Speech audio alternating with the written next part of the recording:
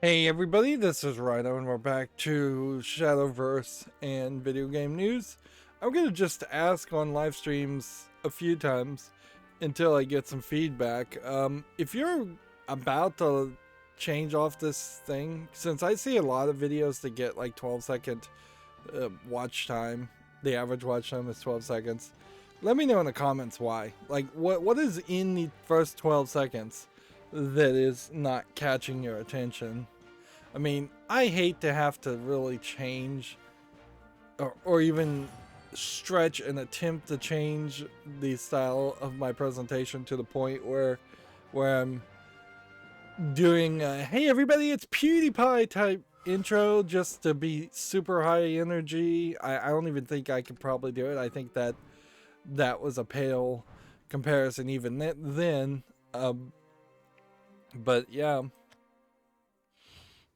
the 12-second watch time is weird. Like, I'd get a minute on average if people are listening to one couple of sentences in a minute. Sure, then that makes sense. But it really feels like people just straight up click on.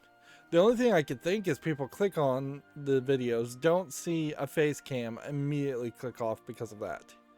Which on YouTube, even that seems a little weird. Like, because there's plenty of videos out there without face cams. Anyways, let's see. I made a little progress off screen and actually did some arena runs off screen. So I didn't completely ignore it. It looks like today what we'll do is Forcecraft gameplay.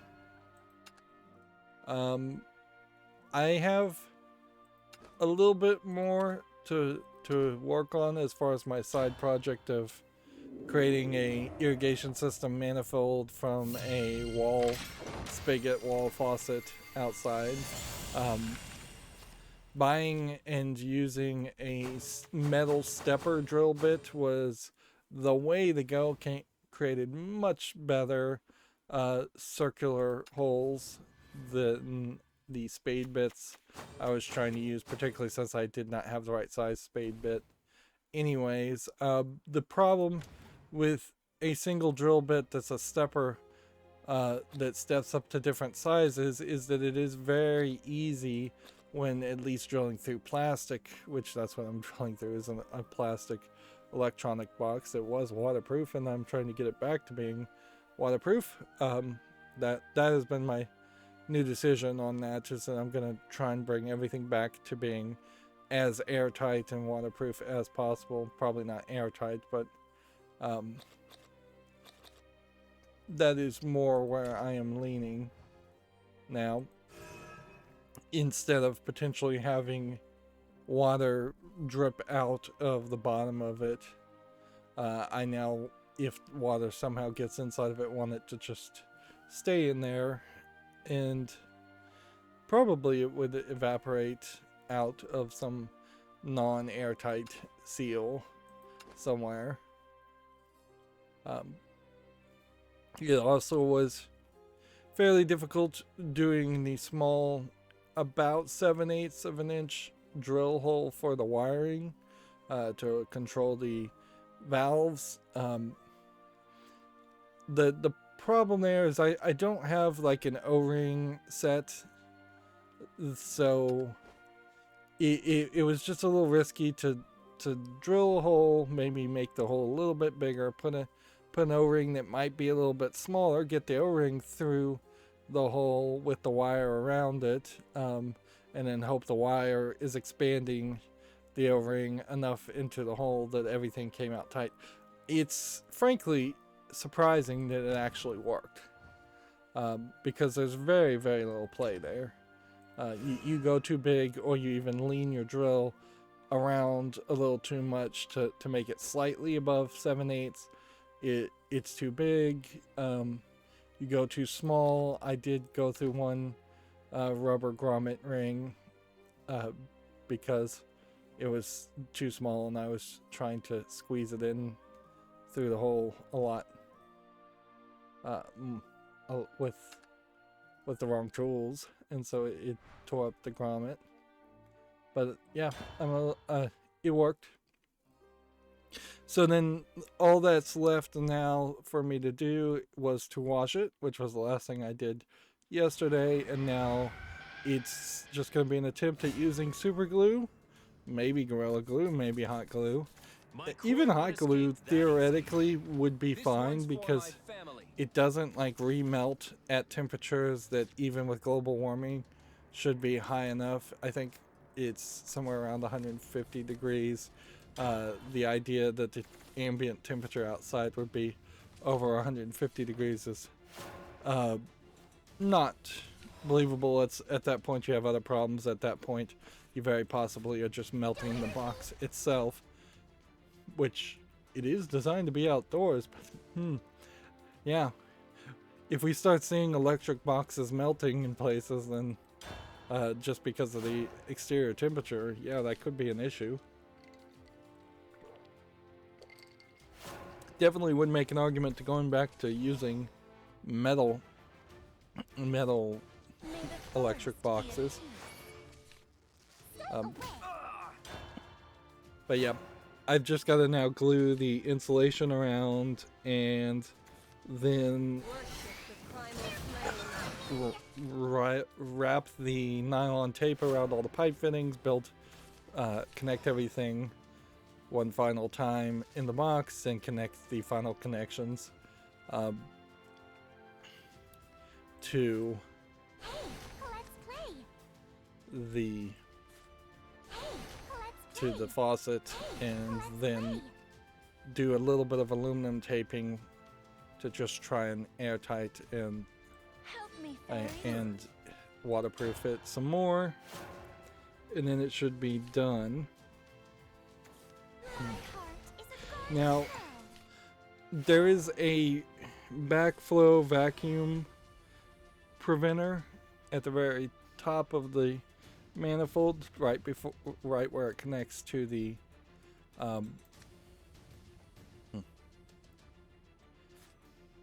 right where it gives the connection to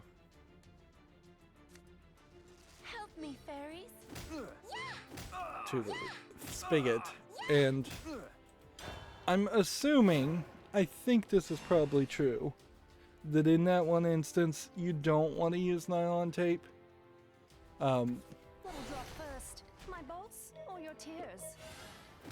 Honestly, you probably don't need nylon tape for any of the connections, because the way the threads are usually made on hose connections are good enough that you wouldn't need that. Alright, now if I do one here, and then if I do one here, It looks like I'm up. This is my last job. then I suppose how do we get rid? Do we need to evolve something here? No, I think you're better off doing this. Just summoning to, doing this, doing that attack, doing that, and then doing that. I bestow upon you my lightning. My raging flames have got your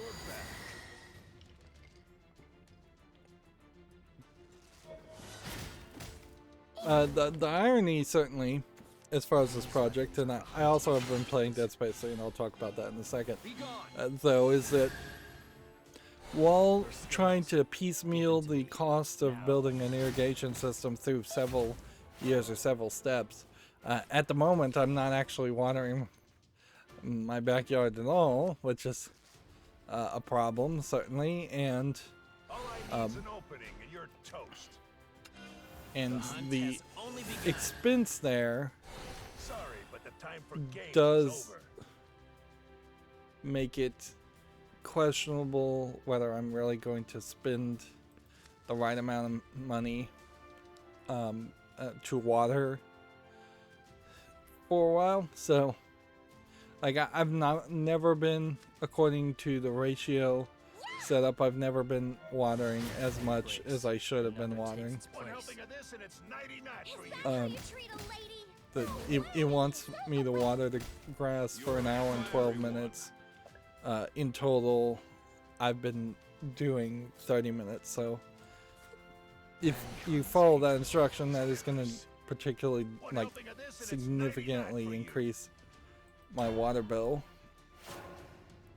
I bestow upon you So my yeah, lightning. but you can program that, so we'll just underwater and hope that the system that Ratio uses to water might get more benefit from even underwatering than a standard timer, which is what is installed, or was installed until I disconnected it a week ago.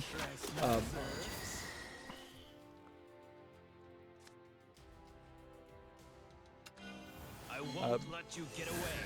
Because the Ratio waters a section, then wait for like 20 minutes, then it stops, and then it waters a different section, then it stops, and then it goes in cycles. That way it gives the ground enough time to soak in the water instead of just having it sit on top and potentially just evaporate away or flow away.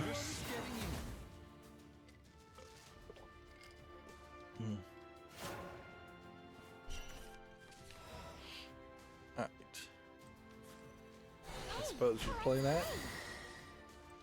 It's probably a good solution. I thought I was about to win, but this guy seems to keep on healing. So maybe he's got some strategy he's building up to. That's the problem inherently with these Shadowverse cards is games, is that people could just be building up to a strategy. Although I guess the strategy failed. Okay, so talking about Dead Space 3, there's really not a lot to say. One thing that was surprising is I was able to find all of one set of the collectibles, the Unitologist artifacts, and when I did, it said you now have these extra strong Unitologist upgrade circuits, which upgrade the damage, the clip, the reload, or the rate of speed of your gun. Your guns have these 4 stats. Some of the circuits actually upgrade 2 of the stats. I've yet to see a circuit, an upgrade chip that upgrades 3 of the stats, but it will sometimes give a like reload speed of 3 and a clip of 2. I think that's one of the Unitologist bits. But the problem with that idea certainly is they didn't tell me that at the beginning of the game. I'm right at the end of the game, and they're now telling me, oh, I should have been focusing a lot more on making sure I get all the collectibles. That seems really bait and switchy, and the whole game feels kind of bait and switchy to try and make you play it on a second playthrough. And I could almost see an argument for that if it weren't for the fact that there was also that co-op problem where you're going to have a real hard time finding anybody willing to play co-op with you throughout the entire game. And if you can't find a co-op partner, then you're going to not be able to do the co-op missions. You're not going to be able to get all the collectibles, more than likely. I don't think they've specifically made it where you can get all the collectibles without playing co-op. The co-op guy shows up in cutscenes when he needs to and still disappears, enough to make it seem like he is just a hallucination in your head, frankly. And it's funny, as we're at the end of the game, they give him some dialogue, and it's like, oh yeah, I forgot that at the very beginning of the game they mentioned that he had a kid and a wife. It's like, I was like, yeah, this guy doesn't have any backstory at all. His name's Carver, and he's got the scar on his face, which is just kind of the height of laziness as far as naming somebody. It's just silly naming. So what you would expect, certainly, is for this to be a for the last part of Dead Space to be this hugely focused on just rushing to the end. It's supposed to be like this chase sequence where you're chasing the bad guy, but it totally isn't that. It suffers the same problems that everything else in Dead Space 3 suffers, is that they give you too much inventory items and they give you too much to distract you, so you have to go to these benches, and when you go to the benches you have enough upgrades to upgrade your gun, and so then you end up spending 20 minutes every time at the bench. And I'm just continuously, every hour of gameplay, at the end of that hour I'm thinking to myself, I didn't do anything because I spent 20 minutes, if not 2 bench trips in an hour, closer to 30 or 40 minutes, just crafting and upgrading these guns, which you really don't even need to do. Like, but you still end up doing it because it's there. But I've been able to now upgrade my main gun so it doesn't have as many bullets, but it fires incredibly fast, so I can just and does a massive amount of damage. It's almost maxed out on damage. It is maxed out on reload speed. It's halfway maxed out, which might actually be completely maxed out because it's got a special component on it as far as firing speed. So a necromorph shows up in front of me, I can just triple tap the trigger and it will do so much damage to the character, even shooting them center mass and not even doing the cut off the limbs concept, that it kills almost every necromorph.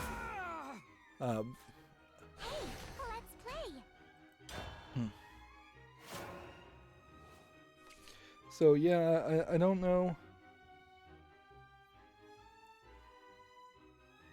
I don't know if you even really would be able to or would need to get a gun that has full stats on all 4 of the abilities, because the gun is already super overpowered. And I suspect we're going to end up fighting maybe one more monster, and that's it.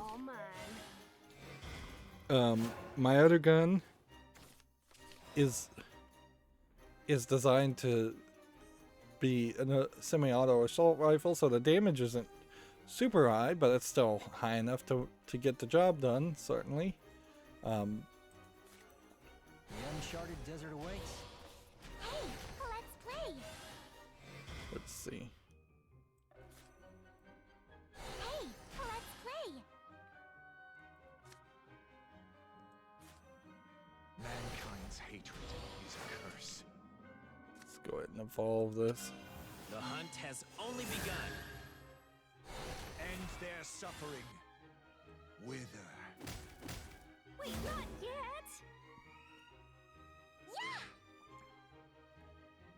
Do I want to kill that?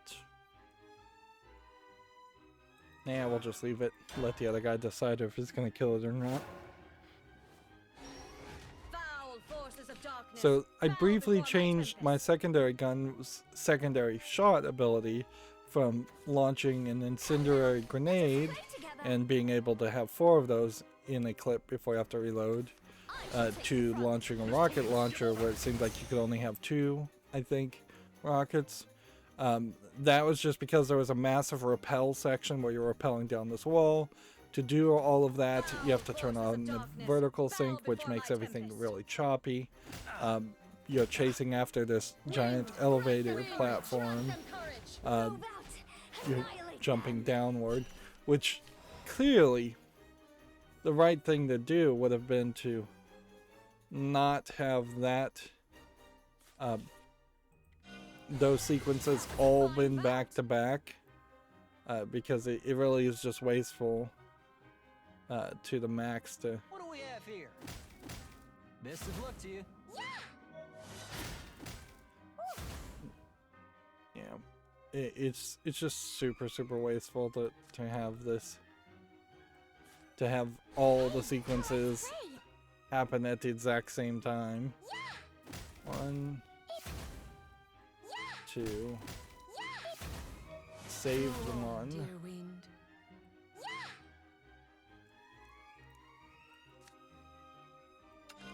I won't let Evolve you get one, away. I guess.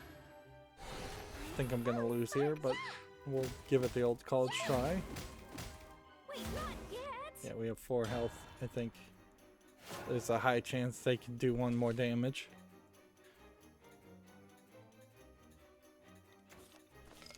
I will abide. As you're repelling, you get attacked by necromorphs. Some necromorphs, I shall take the like front. we are in chapter, I think 17 of 19 chapters, Marksmanship. and they're bringing back some of the necromorphs from the first and second game that we haven't seen at all. They snuck the explosive baby necromorphs into an optional mission way at the end, hoping nobody would see it that would complain, I guess, is the idea. They've also brought back the regenerators that don't make any sense, because the idea was that the regenerator, there was only one regenerator, and it was a merging of genetic modification of human and necromorph DNA, not some kind of evolved or different state of being turned into a necromorph. Apparently, and I'll try to say this without spoiling a really stupid reveal, My which quarry won't escape that really easy. sucks and is just lazy writing. Here we go. The final form of all the necromorphs, once they've converted most, if not all, of the organic material on the planet, is very recognizable and very ridiculous.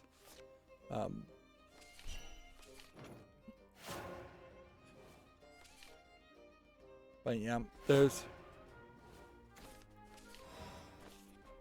really not a lot to say. They still have us using the scavenger bots for no reason.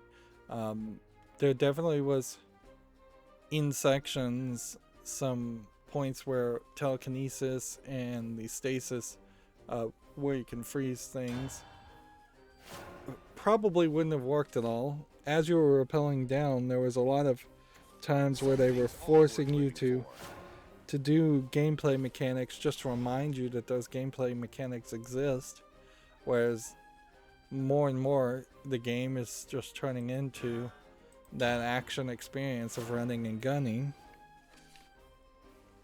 which at a certain level you certainly could have done that. You could have said, this in Dead Space 3 we're not going to have the plasma cutter tool, which Isaac found on a workbench in the first game. I mean, he clearly knew how to use it since he was a repairman, but over the course of the first 2 games you could clearly say, alright, he has now been trained in military protocol, he's now Those acorns carrying a regular gun.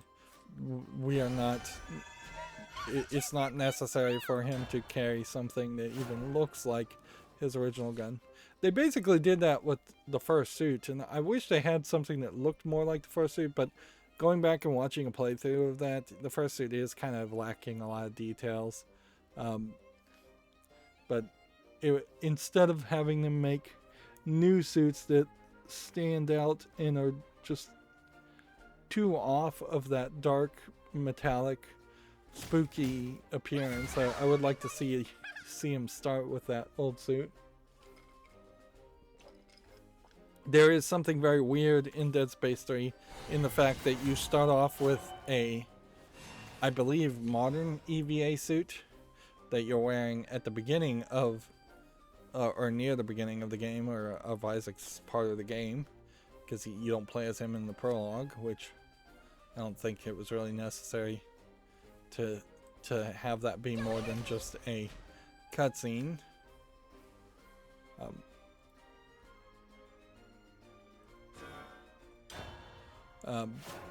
But yeah, you start off with this EVA suit from modern time, and then every other suit you find is 100 years old. So it doesn't really make sense that technology wouldn't have improved over 100 years to the point where the old suits would always have been worse than the EVA suit. But that's not the case. They needed to throw a line in there that said like this EVA suit is built on 100-year-old technology, or it's super cheap, super low quality, very basic, even if that's the phrase you want to use. Where could my lord be? Okay. Hey, let's play. Do we want to evolve this?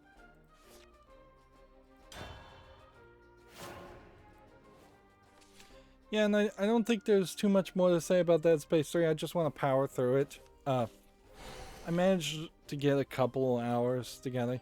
I'm still having major problems though, where like I'll sit down and then I'll immediately need to go to the bathroom, or I'll go for an hour and think I'm fine and then try to go for another hour and then immediately it's another bathroom break.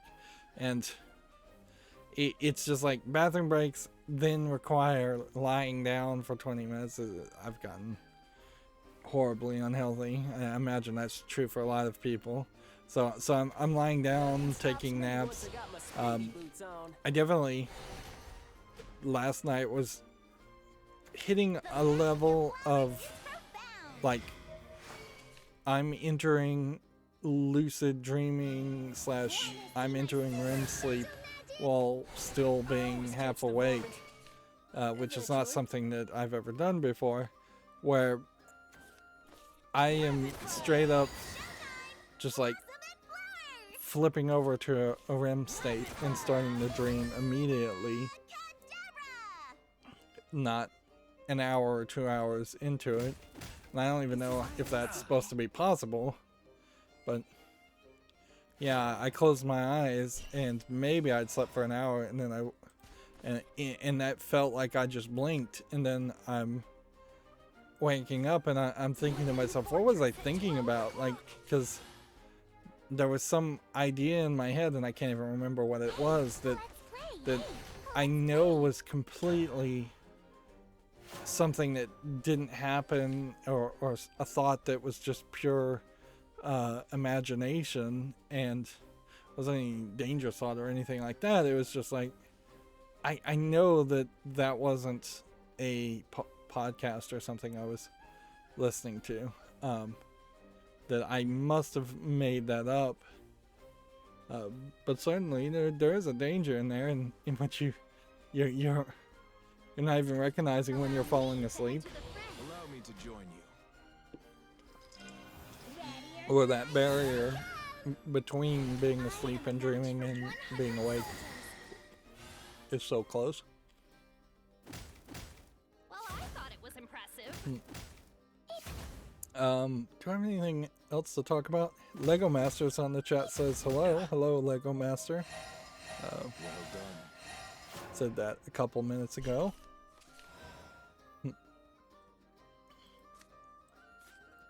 Guess we could do this and see if this works for us. Can't evolve any further. So if I do damage here, I mean, might as well do damage there.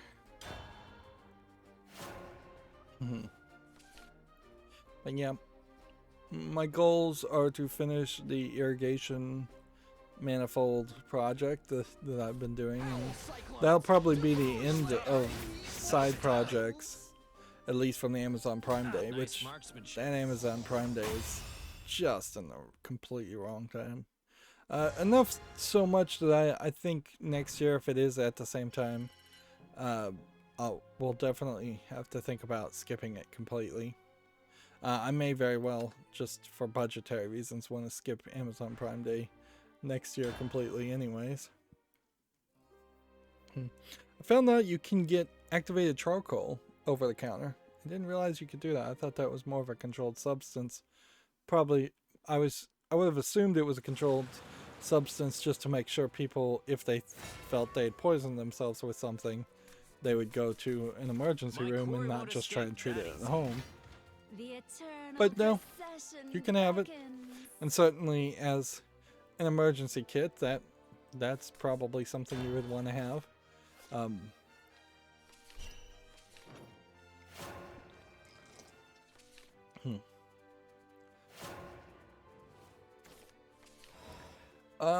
Yeah, I guess we just now go through the video game news.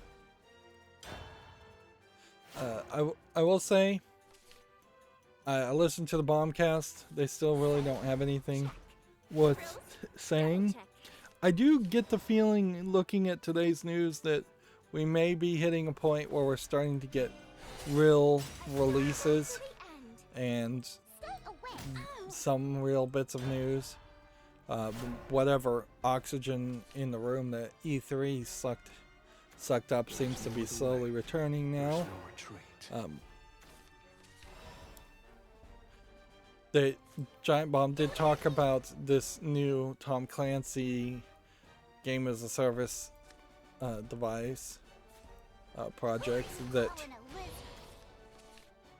they too agree with what I felt was the case, but I couldn't really confirm because I haven't really played any Tom Clancy games, but they too feel like the characters in this new Tom Clancy, I think it's called X-Defiant or something, the characters just don't look like Tom Clancy characters really.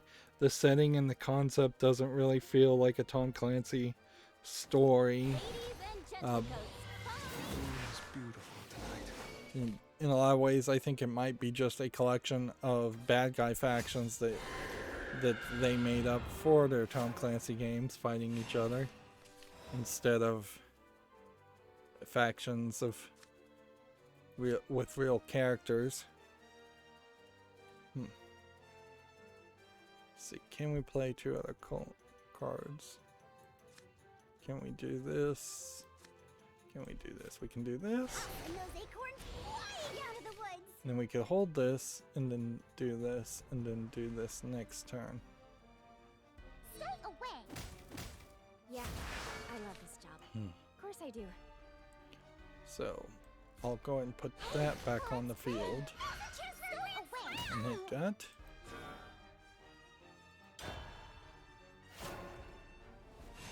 So, alright. We have Video Games Chronicle. Battlefield 1 and Battlefield 5 for PC are being given away to Amazon Prime members. World War 1 game is available now. World War 2 game is following in August. So, if you have Prime and care about having games on your Prime account, that's something to check out.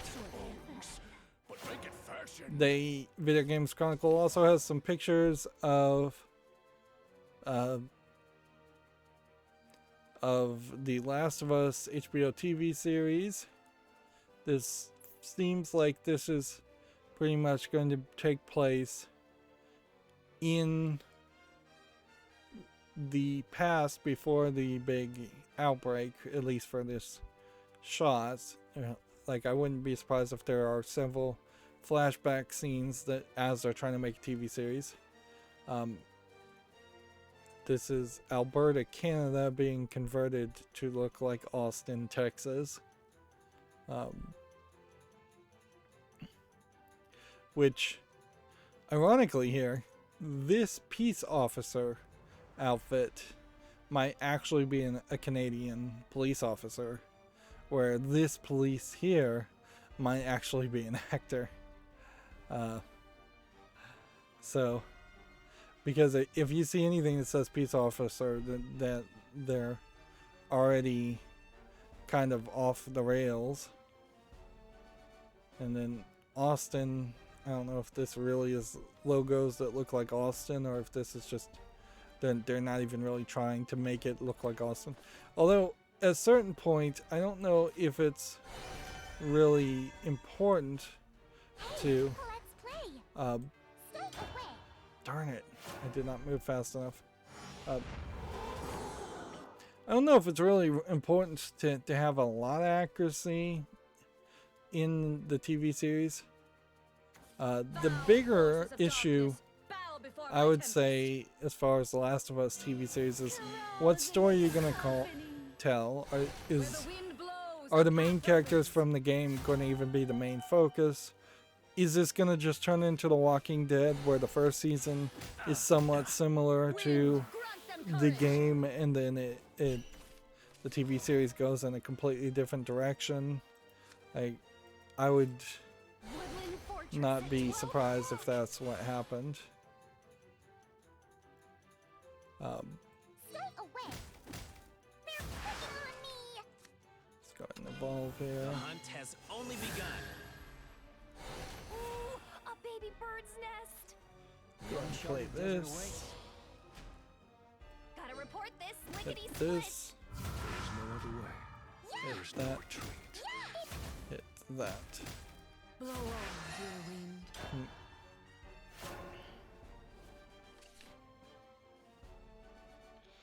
One of the things I think you can probably take from the Walking Dead TV series is that fairly quickly you saw that the sequences with the zombies could not really be the focus. You can make a 2-hour movie around zombie sequences attacking you, and that is a very different focus of being able to direct and shoot usually a lot of actors on screen and a lot of action. But you can't do it on a TV series because TV series are all about the writing and bringing people back week after week. So it's got to be about the people. And if it's got to be about the people, then There you are, you my have... little trespasser. Oh, I did that wrong. I won't let you get away. Say I you're should have sorry to the attacked cuddly this first, Say goodbye. What and oath. then attacked Blow on, this. dear wind.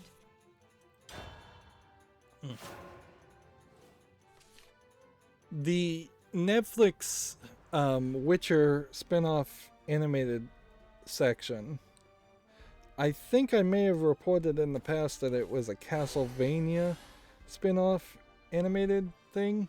It's focusing around a werewolf, and so Nice I think marksmanship. I just misread it, and that caused me to think that they were making a Castlevania spin-off, unless they're making 2 werewolf animated shows, which is a possibility. And we'll talk about that more when we have to show it. Video Games Chronicles has an article. F1 2021 has made the quote difficult decision to temporarily patch out ray tracing on the PlayStation 5. So we're starting to see how the fact that it probably took 4 years of internal development and thinking about things to develop the PlayStation 5 and probably the Xbox Series S and X also, that they just were not really expecting ray tracing to come into the modern vernacular and be a technology that was something people were working on. I think really Nvidia dropped the ball by not teasing ray tracing and saying, hey, we're working on this and we expect this to be in the next generation of consoles a lot earlier. And I don't think the consoles were really thinking that it would have ray tracing. It could also very well be a case that the consoles are totally capable of doing ray tracing, and this is just a flaw in Codemaster's code, which Codemaster was recently acquired by someone, THQ, What is not there. I think Embracer Group, I think was just the one that acquired Codemasters. And if it wasn't Embracer Group, then it was Microsoft. Don't hurt me. Stay away.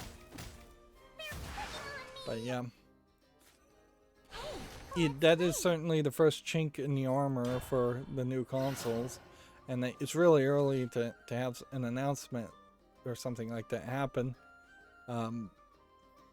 we would expect the consoles to be a little bit more robust and long-lasting than that. Ray tracing is the new hotness in a way that we really haven't had a lot of new hotnesses in the past decade or so. We're kind of going back to the era of oh, this game has 16-bit audio, or this console has 32-bit processing, like real numbers that supposedly mean something but often didn't mean anything. The Nintendo 64 coming off of, say, the Super NES, like the 3D graphics in the 64, Mario 64, definitely felt like a step up. Arguably a PlayStation 4 versus PlayStation 5, the steps don't feel as big.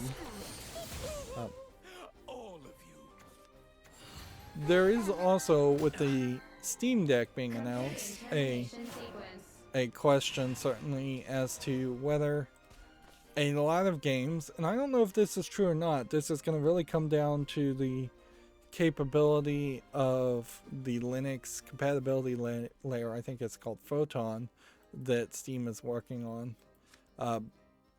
There is this thought that's been put out there, and I think it's a valid conversation to have, as far as whether the merged APUs that the Steam Deck have, and to a certain level the APUs that also the PlayStation 5 and the Xbox Series S and X have, whether there's a significant number of games out there on Steam that just don't have a good compatibility with APUs, and they're expecting instead a more standard PC where it is a CPU and a GPU.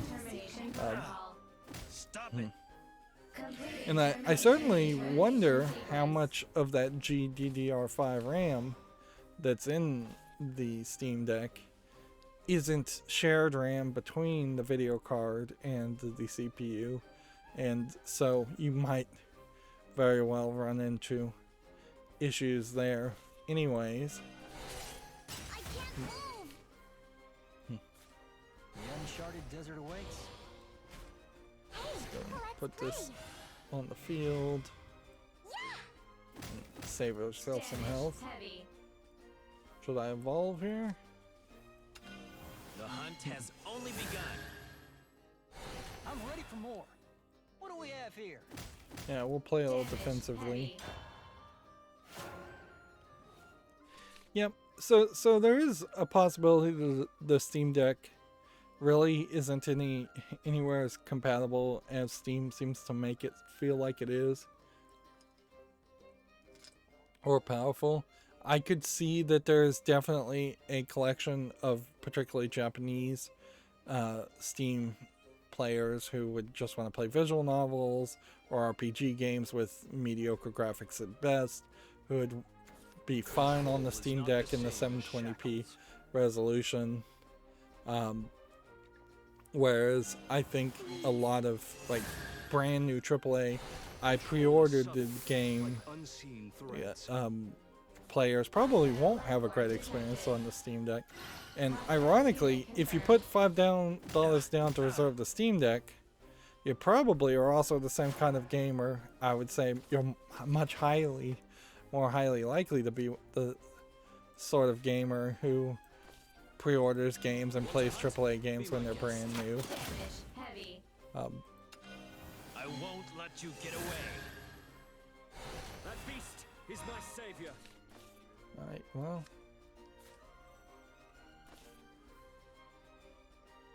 You want to hunt? Be my guest. Can't evolve it again, unfortunately. Video Games Chronicles has an article here. Resident Evil Village PC patch is now out. It improves the DRM performance issue. What would be surprising if this patch literally just took out the DRM parts that were offending, if not all the DRM. It shows a lack of care, certainly, that within a week they could put out a patch to fix this, and it makes me suspicious that what will happen is this patch will come out and they'll get that news cycle, and then they'll try to put DRM back in later. Like, I wouldn't be surprised if it did literally just disable the DRM in a large swath, if not in totality. Like that would be totally believable. Alright. Well, we're still looking for Forcecraft victories, so we'll come over to ranked and play our Forcecraft deck, which needs lots of work.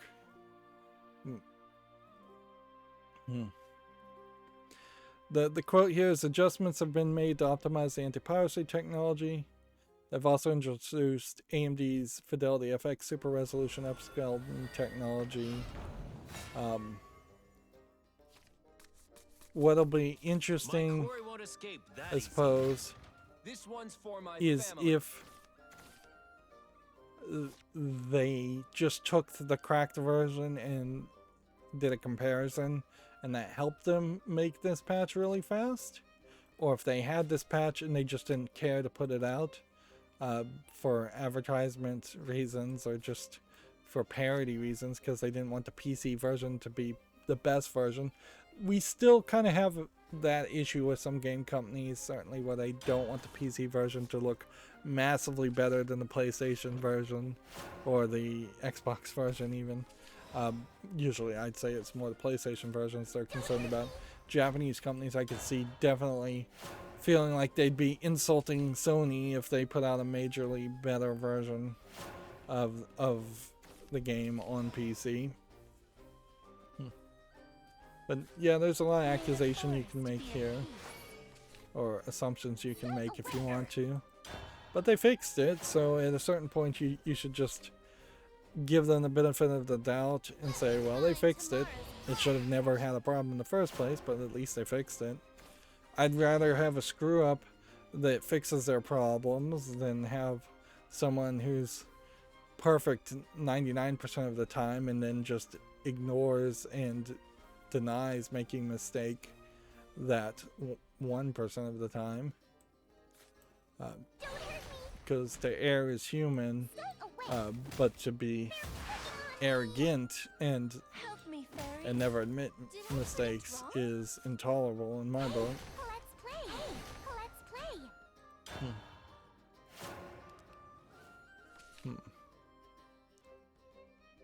It'll be interesting to see if Digital Foundry covers this patch version and comes out and says that they didn't actually improve it as well as the cracked version still, but it still has some real legitimate problems. Okay, play that. Go ahead and hit that. Go ahead and hit that. Did I predict wrong? Right, put one back.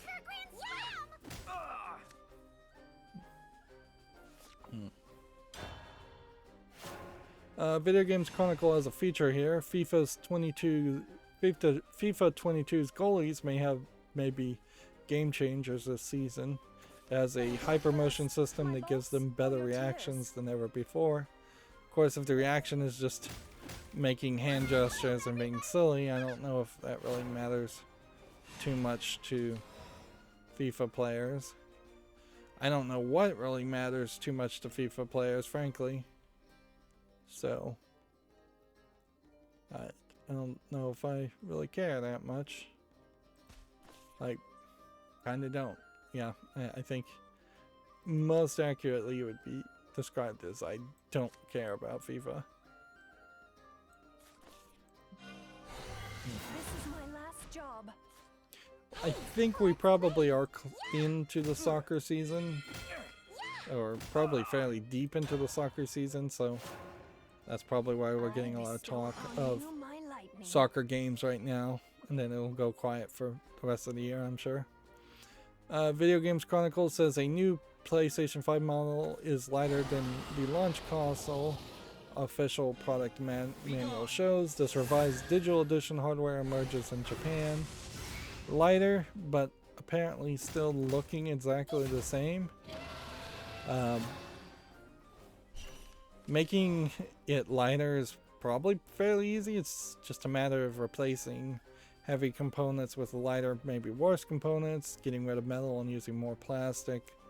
300 grams less is like not really a massive amount of difference. It still seems to have the stand. It still looks the exact same. So I wouldn't be surprised if it is straight up just a smaller heatsink on the inside, something that they realized after the fact that they didn't really need as big of a heatsink as it originally had. Guess we'll go ahead and hit that. Go ahead and play that. Uncharted desert awaits. And go ahead and hit that. Probably could have evolved something. I bestow upon What you you definitely my would have lightning. wanted to see here is that the new revision, particularly for the Japanese audience, just replaced everything to make it look like a smaller, more standard box instead of this weird warp. I also think this may very well be upside down. I know one picture, the advertisers put a picture of the PlayStation the wrong way. And I think this might be upside down because I think on this side is a cooling port. And you would have to lay it the other direction. Although maybe that's not an issue anymore. Or maybe all the cooling always came out of the edges. We could kill almost everything here. Or we could wait a couple turns and play this.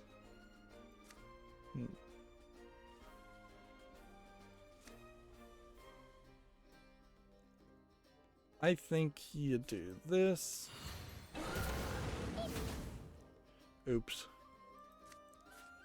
I totally played that out of order. Bane to all the fairies. The hunt has The only one begun. fairy in my hand. End their suffering. Wither.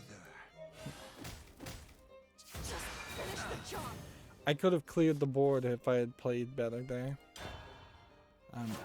I'm definitely not paying enough attention on Shadowverse. Nice marksmanship. I could have cleared the board and bought myself at least one more turn that way.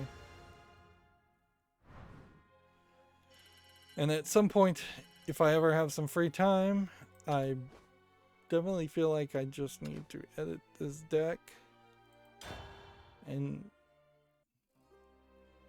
try and get it to work better. Video Game Chronicle says Assassin's Creed Infinity will stay true to the franchise legacy of rich narrative experiences. Says the ambitious project is in the early stages of development. Like, what I could imagine Infinity really will be is that somebody will get into a glitched Animus, or they'll just not even use the Animus as a concept, and the glitch will just bring assassins from different timelines together. Although I am not sure if any of these assassins this one might be the Valhalla assassin.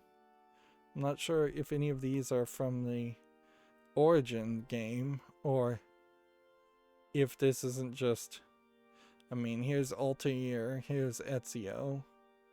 I couldn't tell you who this character or this character is. This is probably from the Black Flag character. This could be from Assassin's Creed 3. And this is probably from Syndicate, if I was to guess. I think there was an Assassin's Creed Syndicate. I've kind of given up on even playing the Assassin's Creed games. I made it through the first 4 games, and then there's such a long series that it would be probably it's probably been long enough for me to get back and try and play Assassin's Creed 3, try and rush through it. Because at some point I would like to get to Assassin's Creed 4 Black Flag and continue with the series, even though the old series kind of doesn't matter anymore. Video Game Chronicles also says Assassin's Creed Valhalla's second year of content will supplies players according to Ubisoft. Ongoing support will make Valhalla the best performer of the franchise. Which, yep, that definitely highlights where they have tried to make Assassin's Creed a game as service instead of just having it be a AAA single player experience. Which is the exact same thing they did to Dead Space 3 and everybody hated. Clearly Ubisoft had a press conference.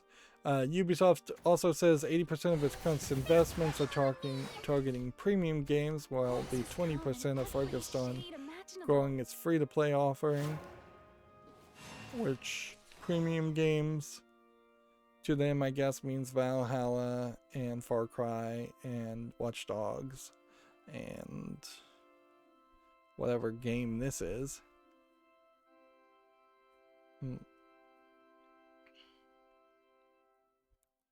But yeah, I assume X Defiant here is not a premium game in their book because it starts free to play, and I assume Assassin's Creed Infinite is not a premium game, which is to say, if there are 2 premium games or free to play games we know of, then there's got to be another 4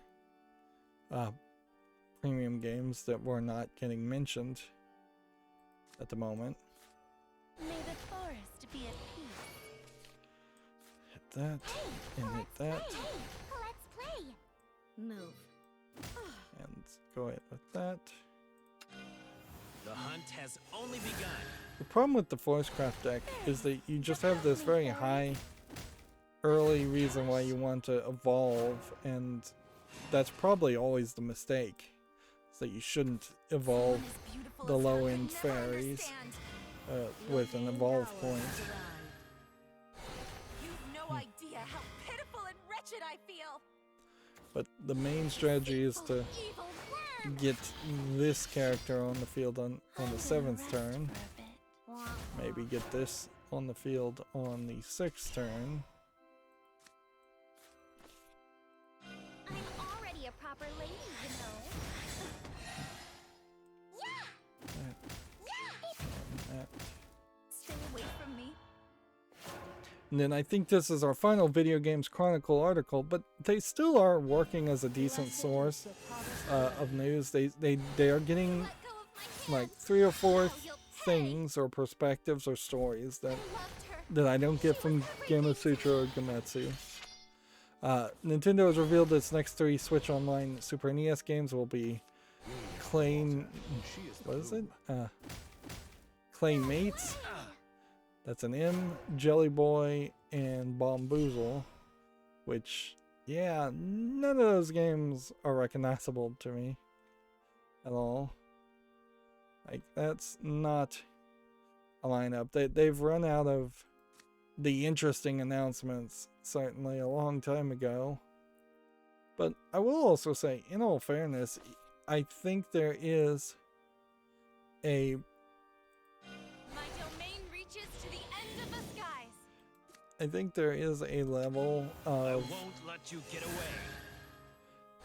Don't trifle with the praise that the Nintendo Switch lineup would get if they did a little bit more advertising besides just kind of Nintendo Directs,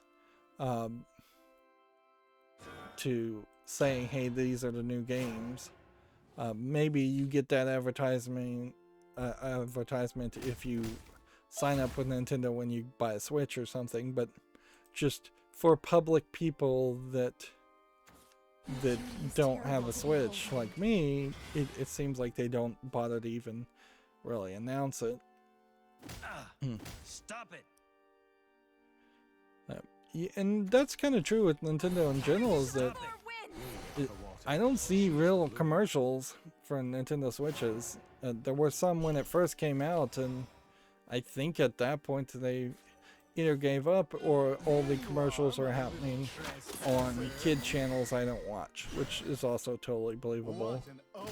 Like, I would totally believe that if I was watching Nickelodeon or Cartoon Network during the daytime, I would probably see some Switch commercials.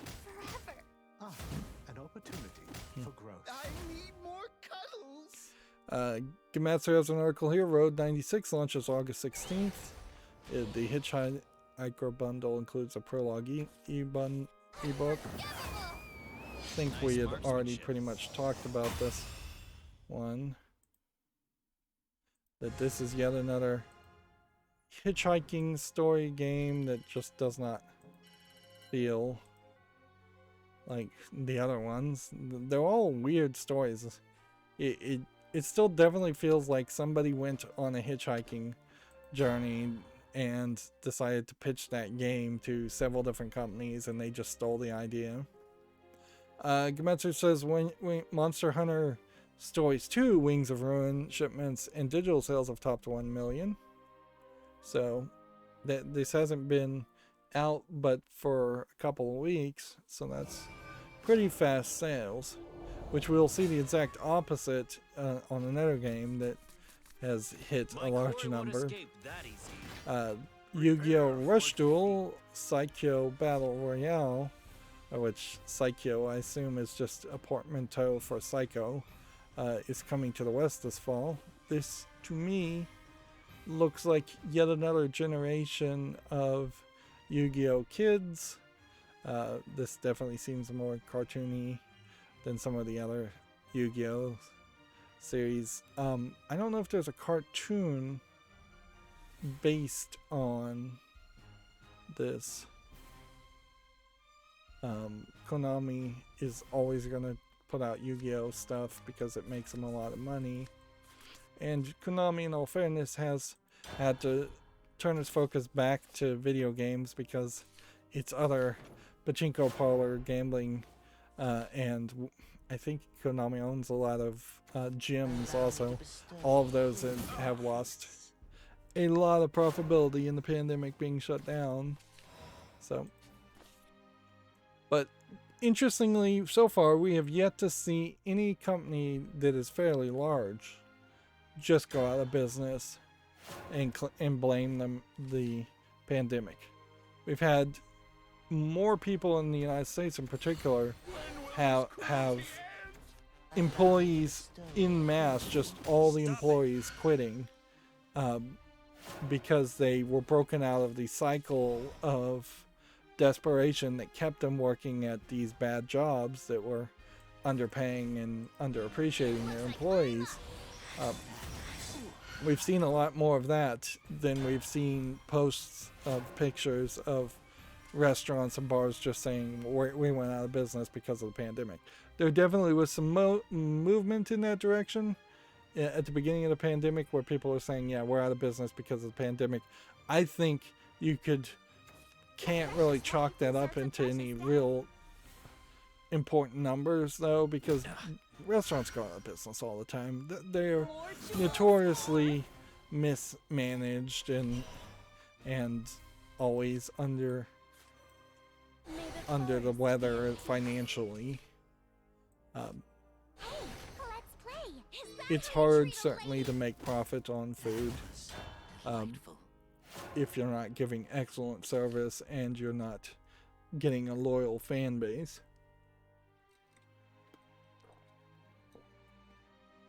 And in all fairness, Amazon.com can lose your package and treat its employees like dirt. And none of that really gets shown to the end user, the receiver of your package, you. Whereas if the employees are treated like dirt and they're unhappy in a restaurant, you figure it out fairly quickly. If they mess up your food order or drop your plate, you recognize that very quickly. More jewels, more. Right. Can I do 2 things here? Yes, but then I couldn't do anything else. So my best bet is to do this, and then just evolve this. The hunt has only begun. Sorry, but the time for one helping of this and it's 99 for you. I paid so much for that axe. Help me, fairies. Is that how you treat a lady? We also have from Gamatsu Yu-Gi-Oh! Master Duel announced for the PS5, Xbox Series, PS4, Xbox One, Switch, PC, iOS, and Android, which that is just straight up everything at this point. I don't think Gamatsu has another label to put on this unless they were going to say it's also coming to like the Xbox 360, the PlayStation 3, or the Wii U. No, there is some streaming services that they have labels for too. The Google streaming service, the Amazon streaming service. So that there's a couple other places where the game could be released, but not a lot. Certainly. Which, for a collectible card game, it is really important to release your card game to everything, so everybody can play on day one on whatever device they prefer. These comments are very interesting because they feel like they feel very formal and translated probably from Japanese. It's starting, "Hello everyone, I'm Kenichi Katayaka, senior producer of Konami Digital Entertainment." You'd think that they'd have something a little bit more flashy. This looks like the Yu-Gi-Oh! That I think was originally announced with 5 cards, where there was a cell phone version that only really let you have 3 cards on the character level and 3 cards on... Yeah, see, the guy just talks off a script. You can even see his eyes looking down to read the script. Let's just go back and see if we can pause this here. So this looks fairly polished as a game, much closer to something like Hearthstone or The uncharted desert awaits. Hearthstone or the Let's play. Magic the Gathering Arena games. Let's play. Okay, we can kill that. I'll see you in purgatory. And then I guess we evolve I here. won't let you get away. I'm ready for more. I think I may have won here because I've exhausted his cards. How dare you? You have a main one turn, so that seems like that's in line. It seems like you have avatars that you can have. I assume this is a fusion deck. I assume one side is a draw deck and one side is a discard deck. Not a bad thought, actually, to have the discard deck and draw deck separated out. Now, on a mobile phone, this is going to be a stretch. I suspect this card, if you look at it, it doesn't seem like it has text, or if it does have text, it's incredibly small and you're just not going to be able to read it. You'll have to hover over it. We're seeing a lot of artistry here. There's what looks like 2 buttons here. So I don't know what those 2 buttons would do, but this definitely does feel like the original Yu-Gi-Oh! Says 480. Is that your life points? That seems like an odd number to start with in a game. Yep. It has kind of a flat animation style when it summons the characters. And it seems like it only summons very unique looking characters, like legendaries. And it has this resolve chain, which is a big deal, certainly in Yu-Gi-Oh! And it's showing that resolves chain very nicely. Like, this looks really good.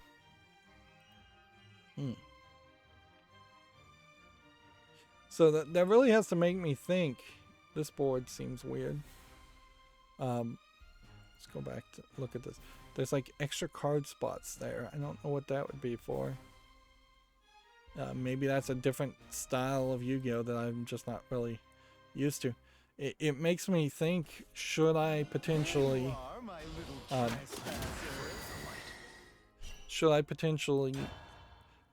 skip out on Shadowverse, which I've never really made a lot of progress with, to start day one to play Yu-Gi-Oh!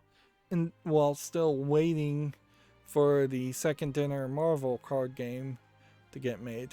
I would still think my main goal and focus would be to play the second dinner Marvel card game. I still think that's going to be way more popular than any Yu-Gi-Oh! Game can be. There's just always going to be that resistance to Yu-Gi-Oh! Because it's too old, too established, because it's Japanese, too weird.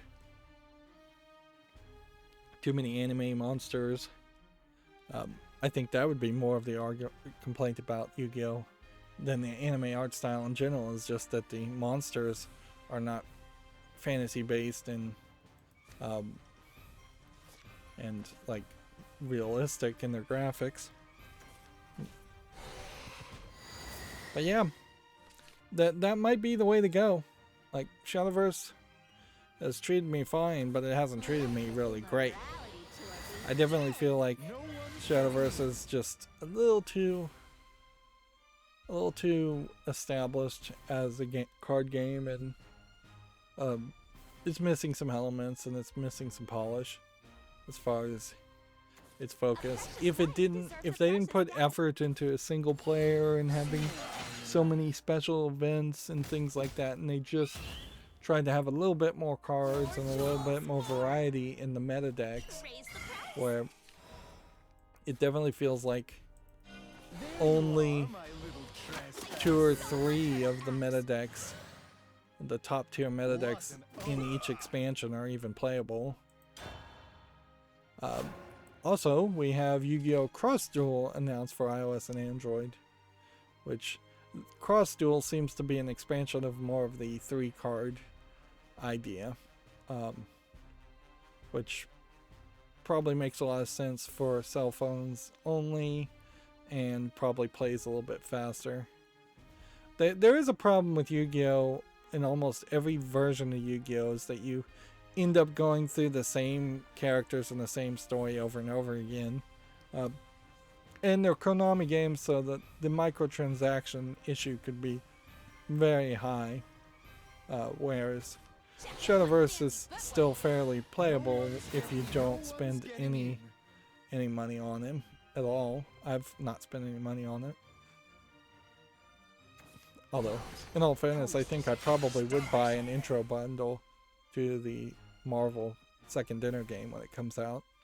I could see myself just pre-ordering that game even. Like, just go all in and hope it really is good. Looks like I won. That's definitely a risky thought, but I just am going to have to put a lot of faith in Ben Brode and his new company, Second Dinner, to be able to make a good card game. Which, in all fairness, Hearthstone at this point has been shifted and changed so far away from being the original Hearthstone that you do have that concern, certainly, that whatever this new Marvel card game may not actually play like Hearthstone at all, and it may be a auto chess clone, which is what Hearthstone, at least in half of its gameplay, got turned into. Or arguably the auto chess clone concept would have been fine, it just shouldn't have been in the same launcher as Hearthstone. Let's see. Gematsu has Death's Door's launch trailer. Let's see what this looks like. Oh, I should mention that Ruby game from way forward that was claimed by Rooster Teeth because Rooster Teeth, I guess, owns the license to Ruby. That content ID claim was denied. They didn't look at it. I know they didn't look at it. You can pretty much say that's true for every single content ID claim on YouTube, is that they are not really looking Double check. and considering. Going through the content ID dispute process was probably worth it, just to see how the new YouTube studio depicts that stuff and explains that stuff, which honestly it is a little bit more pictorial and more easy to understand, and a little bit more menu based to walk you through, hey, here's a reason to dispute it, give us the actual reason. There's no retreat. For instance, like commentary, news reporting, and review all were under one banner in the old way. Now they want you to tell it, specifically say, is this commentary, is this news reporting, is this critical review, which in a weird way all are true for most people. So splitting it up is kind of weird, but whatever. Where could my lord be? So what I'll end up doing, I think, is I'll just have it automatically remove that segment of that video in the re-upload that airs months and months from now on the weekends, and in the live stream. Make it fashion. Iona Forge! Your red petals will And soon be yeah, dark blue. I definitely haven't had major content ID claims, so I'm kind of like the last person to really complain. And I haven't heard a lot of people complain about YouTube for the content ID abuse lately, so if maybe YouTube finally started to do something about abusing people a little bit more and scared some of them off, or maybe YouTube's algorithm is just not auto-detecting as many things. I would love to learn that the content ID detection algorithm just moved a slider from detecting something that was like 50% similar to it has to be 60% or 70% similar. But make it fashion. But make it fashion. I just have to try. Yeah. If anything, I think YouTube has managed to Edge of a blade. go a couple months without any major controversies. Although they did shut down... No, they didn't shut down. They demonetized MXR plays once again. But I can't completely just side with MXR either, because MXR is the notorious YouTuber who's always pushing it as far as possible with Skyrim mods and adult Skyrim mods that I think should be allowed to be shown on YouTube. But I could also see YouTube's argument that they shouldn't be monetized and that they should be behind an age gate too. Like, it's pretty much impossible to make a video that is highlighting a Skyrim mod where you're kidnapping and R-word aping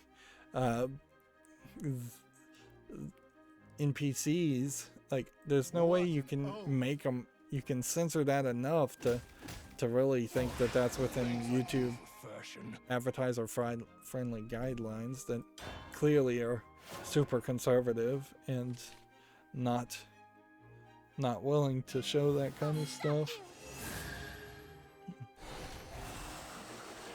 And I would say the same for like my Honey Pop coverage. Nice marksmanship. Even though that's censored, I totally would understand that if it got age gated or demonetized.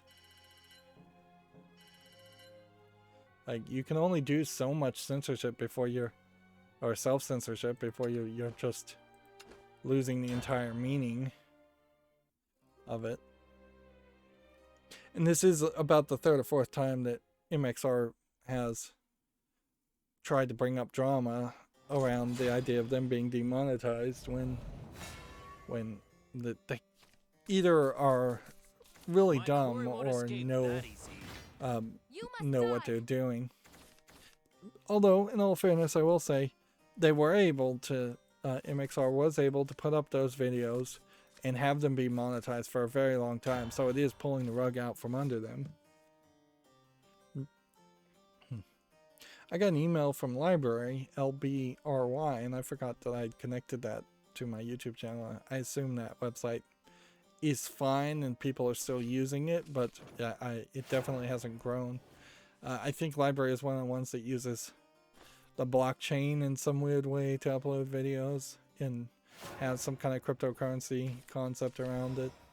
It'd be funny if I one day logged in there 10, 20 years from now, if I live that long, and find that I have thousands of dollars worth of this blockchain currency I didn't even know I had, just because I got in fairly early on backup services. Unfortunately, I'd say the bigger problem is we haven't seen any new launches of any new YouTube services, YouTube competitive services. Like, Twitch is not really competing with YouTube. We have not seen Twitter going into video, even though we've had bits of hints that they were going to potentially do that, even though it also seems like there's very possibly contractual reasons why they can't go into video. Facebook videos, not really a competitor to YouTube. Facebook videos its own thing, Instagram's its own thing, Reddit. If Reddit came out with a video platform service, that would be cool, certainly. It would kind of suck with the modding and all of that, but it certainly would be a target audience to say, hey, we're Reddit, we've let a lot of people post a bunch of stuff and post their text. Let's expand it from text and photos up into video. Of course, Reddit is constantly also fighting what it calls spam and advertisements, and once you start having YouTubers post their own videos, that's pretty much all that would be self-posts and advertisements. And Reddit constantly also allows some advertisements depending on who the mod is, and then stops a lot of other ones, which it definitely is picking winners and losers. Moving on, we have a game called Greek Memories of Azure. Switch demo is now out. I don't recognize this game. Peggy 7 game, so it's a kids game, some kind of hack and slash beat 'em up game. See, and that's Peggy 7, and you can still see the characters in danger, the characters beating up things, is spooky things. So this is kind of one of those great examples of a game that, if looks like it might be a girl and a boy co-op game, if you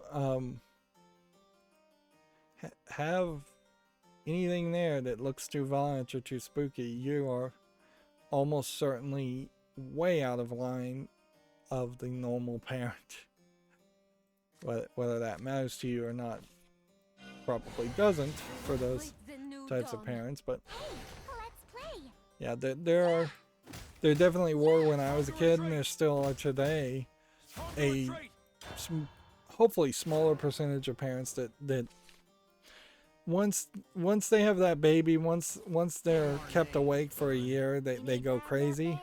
That's always my theory, is that you literally are driven crazy by a lack of sleep when you have a baby, and when they sometimes come back from that, and start to slightly be come back slightly to being normal adults, they're not quite 100% thinking the same way that they were thinking before they had a kid. Now, that's a very generic oversimplification of probably what the truth is, which is, the truth is, there's more than likely just a different thought process once you have a kid anyways, because you have new considerations. I surrender. But certainly there are also people that are just pampered and coddled and are not in line with the norm. Like, I always think of it as the people who never watch a horror movie at all, have never watched anything. They think even a standard drama is too scary, or they never watch any kind of violence at all. Like, they think even the Marvel movies are too violent. People who often are brought up only reading books, or in incredibly puritanical communities or families. Often it's just families, it's not even communities. Yep. For those type of people, games probably won't ever be for you. But I would also say, if you don't break yourself of that somewhat, I'm not saying everybody has to go to like the extremes. You don't have to be all on board with anime girls and hyper violence and Akira style violence, or anything like that. You don't have to go all in. But if you don't break yourself of, oh, ninjas are too scary, no, ninjas are too violent, so I wouldn't watch a ninja movie. Star Wars is too violent with all those guns shooting off, so I wouldn't watch a Star Wars. Or I can't understand sci-fi stuff. That's inherently what it's going to come down to, is if you don't push your borders in a little bit and kind of grow up through experience mentally, you won't ever really understand anything, and you're hurting yourself, and you're hurting anyone who you're holding to that standard at a certain level. Not that you should take a 17 plus game and give it to a kid. No, I think the ESRB is fairly accurate. I think they're really accurate on their age ratings, really. But yeah, if you keep yourself in a mental box, you definitely won't ever grow, and that's no way to live. Certainly I've seen people try to do that, and they can accomplish it. They're just pathetically boring people who really can't hold conversations with other people, or do anything, or say anything interesting. Blow on, dear wind. I won't let you get away. I hate to bring it here, but those types of people are also the ones that often have the tendency to have a Facebook page where every single day it's them retweeting their religious devotional and saying God is good over and over again, and that's the only post they make on Facebook ever. Or it's someone who's so obsessed about going out and partying that the only post they make are, this is what I was drinking last night, this is how drunk I got last night, and they just have no personality otherwise. Of course, you can go the opposite direction too, and this is a weird rant to have anyways. You need backup, Bear? But there certainly is people out there that make their entire personality video games. I certainly did it when I was obsessed with collecting Nintendo and only Nintendo when I was much younger. And I certainly still spend a lot of time playing video games because I enjoy it usually, and it does create it is a skill set I developed for better or for worse.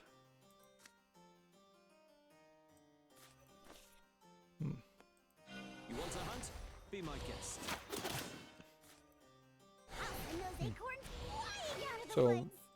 for better or worse, I became an expert on video games, and now it's better to put that skill to use than to let it wither on the vine. Don't think I'm winning here. Moving on. Gamatsu has an article. The Doki Doki Literature Club Plus sales have topped 500,000 units I shall take the front. in 2 weeks, which, okay, good. There is definitely an argument to Nice buying marksmanship. Doki Doki Literature Plus since the first version of the game was free. So you're kind of supporting somebody who you've already gotten the entertainment from. Although also I've heard the argument made that you would be better off playing the original game and not playing the Plus version on PC. Gametsu says Xbox Game Pass is going to add Blinks the Time Sweeper, which I think is one of the worst games ever, if I'm recalling correctly, or at least a very notable bad game. Lethal League Blaze, Project Wingman, and more. Which, okay. Come on. See, available today is Battlefield 5 and Chris Tales, which that's a brand new game. July 26th, Atomic Crops, we've heard of this. This Raj, an Ancient Epic, is a fairly new game, but didn't get reviewed by anybody. I guess that's part of the thing with me trying specifically to avoid listening to mainstream video game reviewers review games, since they've been so off, it feels like, to what I feel now that I've played a lot of these games. I have opened up the door where I'm not even seeing reviews for games, which, okay, that's fine. Like, I'm okay with just looking at whether something is positive and reviewed by actual players on Steam, and then just looking at that positivity rating, and as long as it's somewhere in the 60-70% positivity rating, buying the game and playing it and experiencing it as a blind playthrough, instead of kind of spoiling yourself on the game by seeing a review, which inevitably any review is going to give you some small spoiler.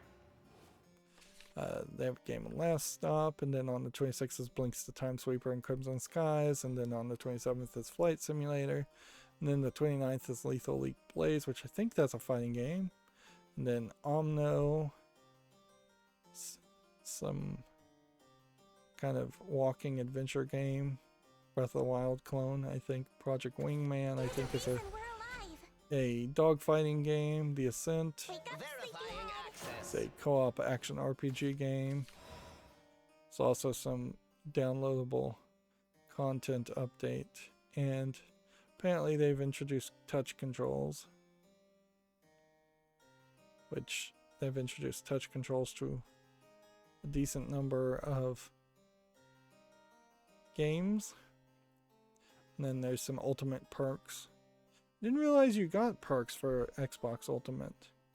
They probably should advertise that a little bit better. Stay away. They're picking on me. Stay away. See, hit that and that. Let's play. I could have played that to kill that, but I guess it doesn't matter. Yeah, they should advertise more that, like, with the Xbox Ultimate, you get some kind of in-game app gold or something. That being said, even looking at this, a lot of people definitely aren't going to play Fantasy Online 2. I don't know if there's much overlap between people who would play Smite and Spellbreak and Phantasy Star Online 2. Apparently there's also quests system, which this is the first I've heard of this, where you can get points. I don't know if these points are worth anything, whether these points can be used to redeem in-game content or they're just achievement points type things. If you play the Master Chief Collection, you get it if you get 35 kills in Rise Son of Rome, and you can get, if you get one achievement on Grounded, you get 225 points. Leaving is the game it lurks below The Tourist, misspelled, YST, and then Undermine. There is definitely an argument around the idea of having 3 different games give you 3 simplistic perks instead of a game like Shadowverse, which is giving you 3 daily perks every single day to get you to come back and play it more. Let's go and hit that. And then hit that. Let's play. Let's see. Gamatsu says Tormented Souls has been reconfirmed for PS4 and Xbox One, which I don't know why. Let's see. The original was announced for PS4 and Xbox One in August, but those were canceled in favor of the PS5 and Xbox Series in February. Now those versions have returned.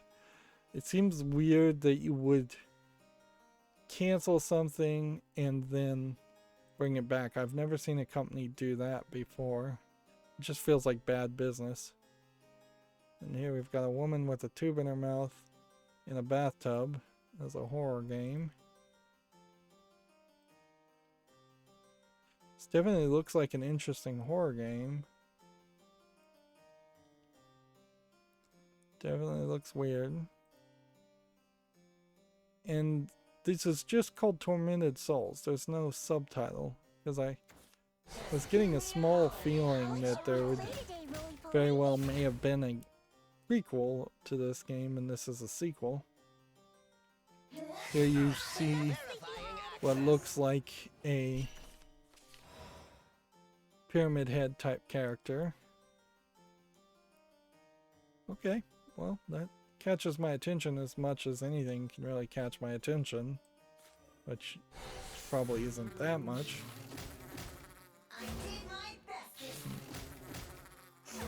See, at this level, I think I've killed all 3 of her cards of that style, so probably ruined her strategy. Samurai Gun 2 is now available in early access, which I guess we would have to figure out if Samurai Gun 1 was any good. This looks a little pixely. It looks very high action. It looks like it might be player versus player, but it also seems like it is half side scrolling, half top down experience. No, visually that doesn't really catch my attention at all. Let's see. Put 2 in your What do we want to do this? For what? Let's do this. Woodland Fortress at 12 o'clock. Do this and do this. Let's play. And then The evolve hunt has this only begun. and kill that. Cave in.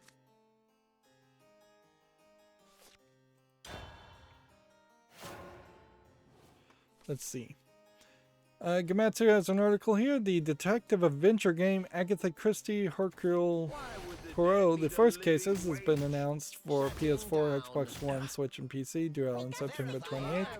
As someone who just played the ABC Murders, this is exactly what should have come out first. It is very weird, and I hope that there is a slight improvement in this game. I think it's still from the same same developer, maybe not. Maybe it's just from the same publisher. But even at that, I'd hope it's a slightly better game, because the ABC Murders pretends at the beginning like it is a, it pretends like it's a point-and-click adventure, and then fairly quickly it turns into more of just an adventure game, closer to a hidden object game. But it also feels very weird to have this whole ego point system that was in the ABC Murders and have to try to play the game as Hercule Poirot when I didn't really know who Hercule Poirot is. And it didn't give me that backstory, which is a failing on my part, certainly, because if I was better read, I would have just read Agatha Christie and known who Hercule Poirot is. But in that case, I also would have known who the killer was in the ABC Murders from the beginning. So that puts you in that catch-22 scenario, certainly, where you're not going to get a new audience playing the game as much as you would like.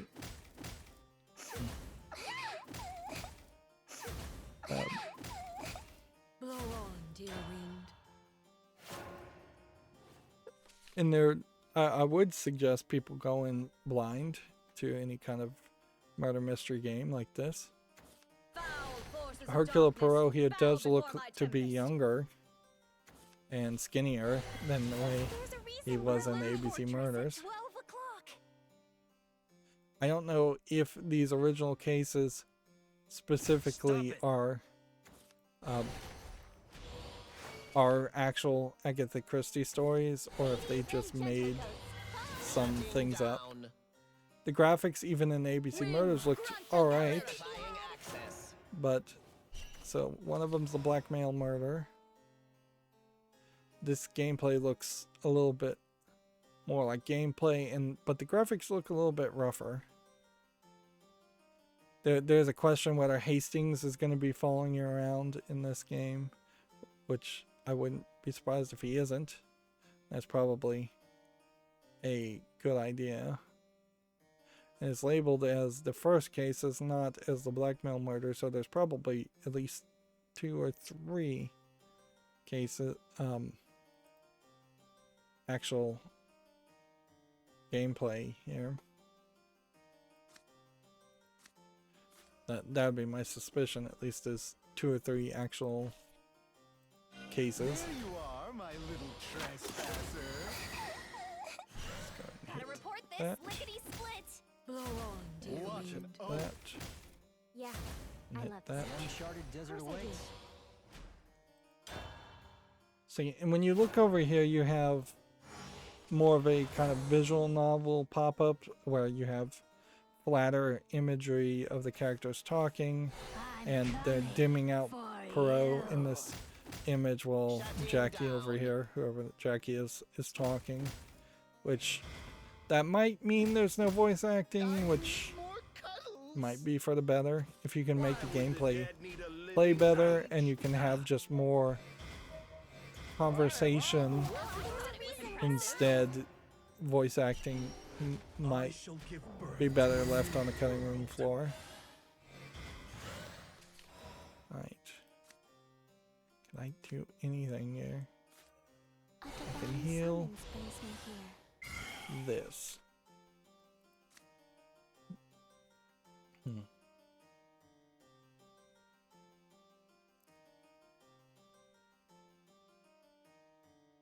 I could try this.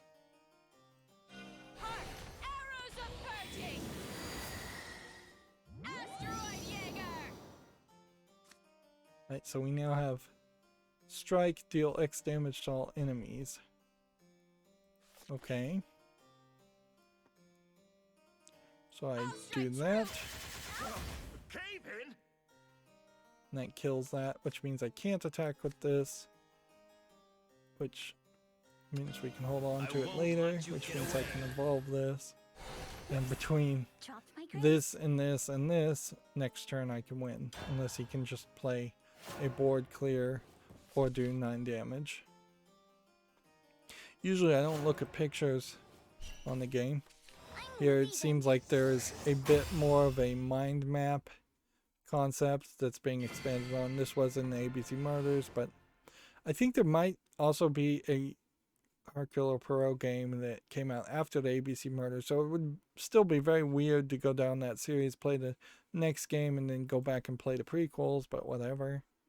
The actual game itself, I think, is going to have more of this isometric top-down perspective when you're walking around. It does seem like the areas are going to be a little bit bigger. It may very well not have anywhere as much puzzles in it, or any puzzles in it at all, that aren't just mind puzzles.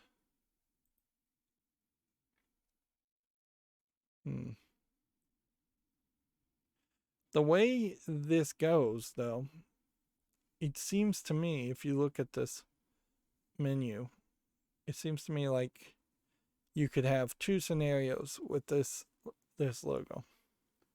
You have either 6 cases where each one of these are either the victim or the murderer, or play a major role in 6 cases. Or you're going to have 2 cases where 3 characters are main suspects or characters of importance for one case, and 3 characters from the other story. I would tend to suspect that it is 2 cases. It would be definitely delivering quite a lot to give you 6 cases, even if they're fairly short cases. It might make sense, certainly, to do 6 cases if they are fairly short cases anyways, instead of do what the ABC Murders went on to do, which was kind of stretch it out. It did feel like you could have sped up the whole process and cut a couple hours off of the experience. Let's try Bloodcraft now, since we don't have anything else that we need to work on.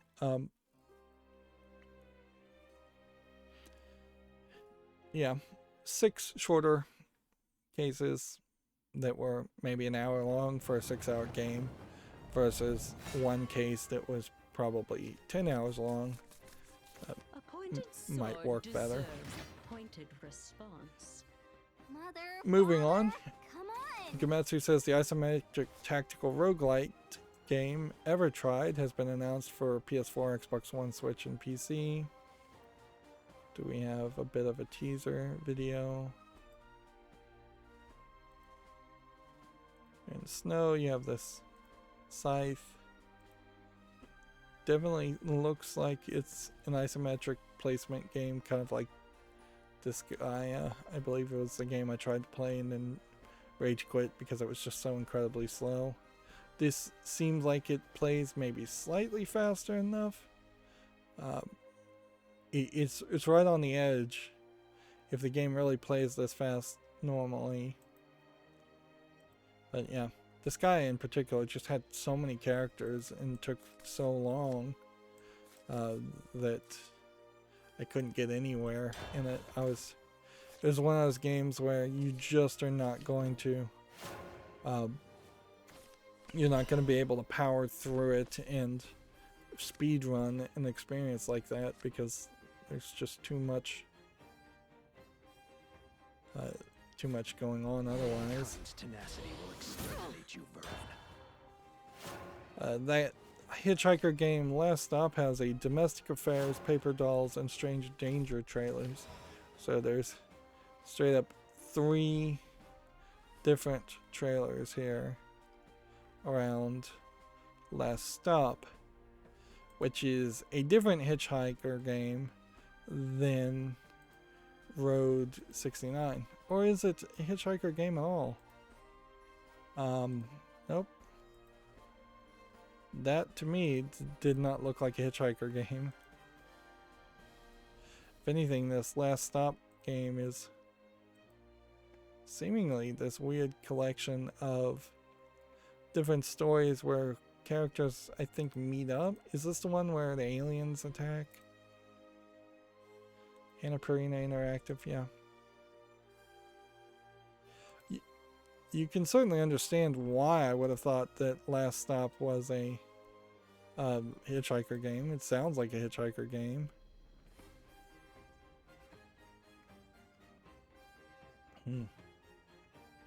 There is some weirdness certainly around the idea of these Life is Strange unique stories that, if anything, they feel like they were pitches to be Netflix series like Stranger Things, that or they were so heavily inspired by things like Stranger Things that they don't fully make sense to actually be a video game, and should have been something like Stranger Things.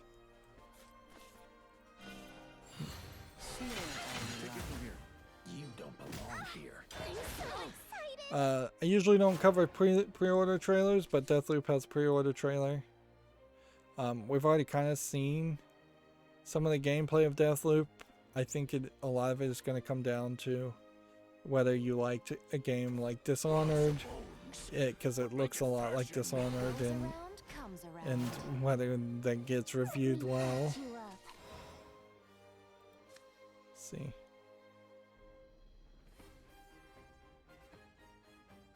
Restores 2 damage.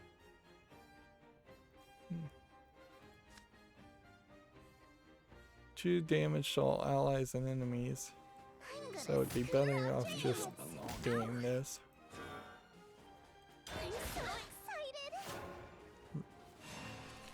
Gamatsu has an article. Dodgeball Academia launches August 5th, which seems to be some kind of, I think they said RPG dodgeball game?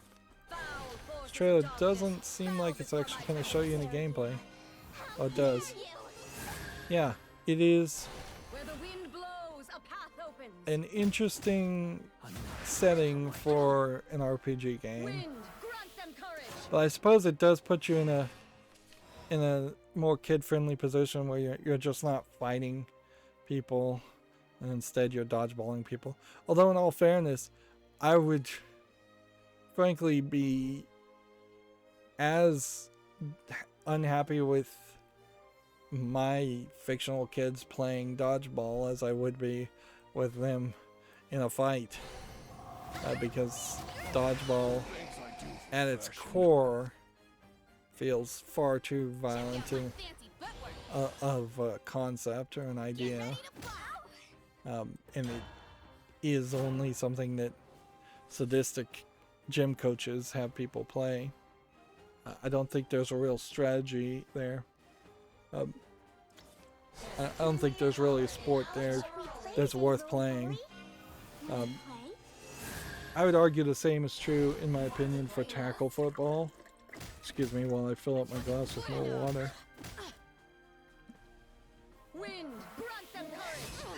I know NFL would be incredibly boring if everything was touch football or two below football.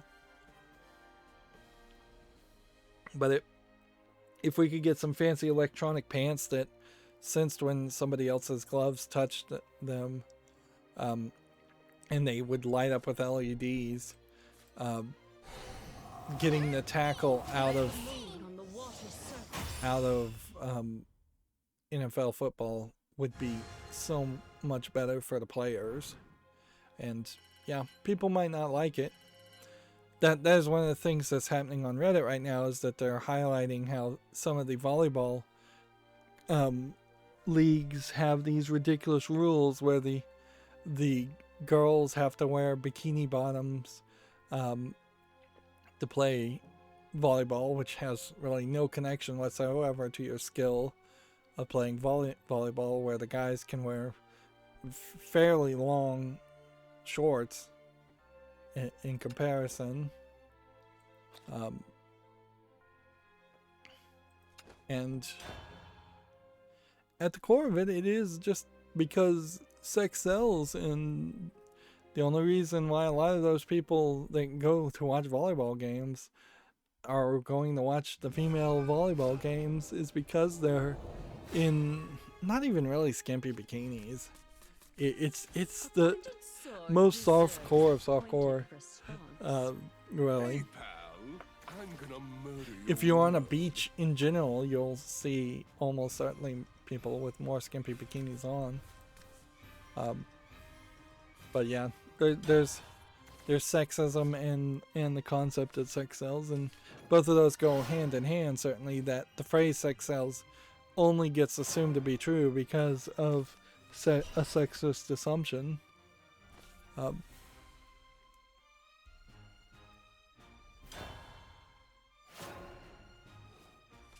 yeah, Do not seek what is not there. they for the sanctity of the game, it may very well be a case that changes need to be made to a lot of the sports. Another instance of that is one of the deaf Olympians just quit the Olympics because they were told they couldn't bring their assistant with them, which probably has to do with COVID regulations, but it's kind of ridiculous. And the Japanese have built cardboard beds for all the Olympians so they can't have sex in the beds, which is stupid because the floor is not made out of cardboard and plenty of other furniture is not made out of cardboard. One thing that I thought would be a funny idea is they should bring in all the Mensa people and have keggers with the Olympians, and that way people who are proven to be intelligent in general or in very specific ways, they should be having keggers and mixers to have promiscuous sex with the Olympians who are proven to have a genetic advantage physically, so that we could create a new generation of super babies, as it were, that have a higher chance of having the DNA to be both incredibly intelligent and incredibly physically fit. Because it often is the case that just the focus of one is at the detriment of another. To the point where maybe bringing in a bunch of Mensa people or just smart people in general, however you determine who's smart, might be bringing in a collection of very ugly people who would not be capable of getting laid by the Olympians, who are young, beautiful people. Completing termination sequence. Let's see. And at a certain point, that just gets straight into eugenics. It is just eugenics at that point.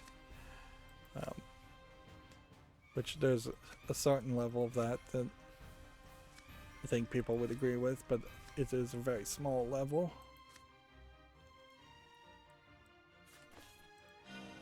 Just gonna play that and play that. I keep going on side rants today. Genshin Impact version 2.0 update is now available. New region, Inazuma region, and new characters. Genshin Impact is getting coverage from Gamatsu, so I'm still covering it. I probably shouldn't. Super Bomberman R downloads have topped 3 million, which this is a fairly low number of downloads. It's been out. It first launched on Stadia on September 1st of 2022, and then came out to the real services on May 27th. So yeah, I wouldn't even really make a celebration announcement on 3 million at that late of a date, because it just kind of highlights that it took you too long.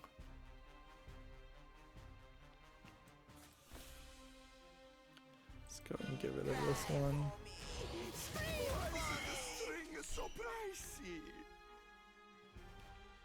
And then I guess we evolve here. And killed that one. Damage heavy.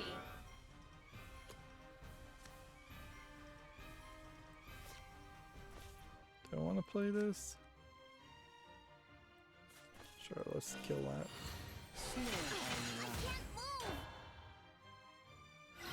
Let's see. Guilty Gear Strive DLC character Gold Lewis Dickinson has been announced. Which, yeah, he looks like a big fighter guy for the fighting game. Carrying a big coffin.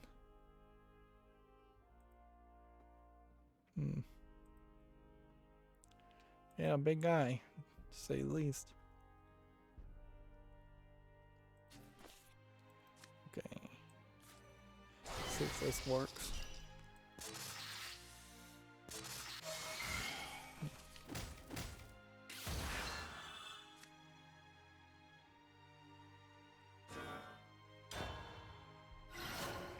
Probably should jump around some, so I'll start doing that now because we've got plenty of games on Steam, and there's really no reason to just burn through them all now at the end of the stream. Let's see. I open too many tabs. I do this every time. So we have a game on Steam here called Zombie Aliens. We may have covered this already. Looks like nothing. Early access 1071, several languages.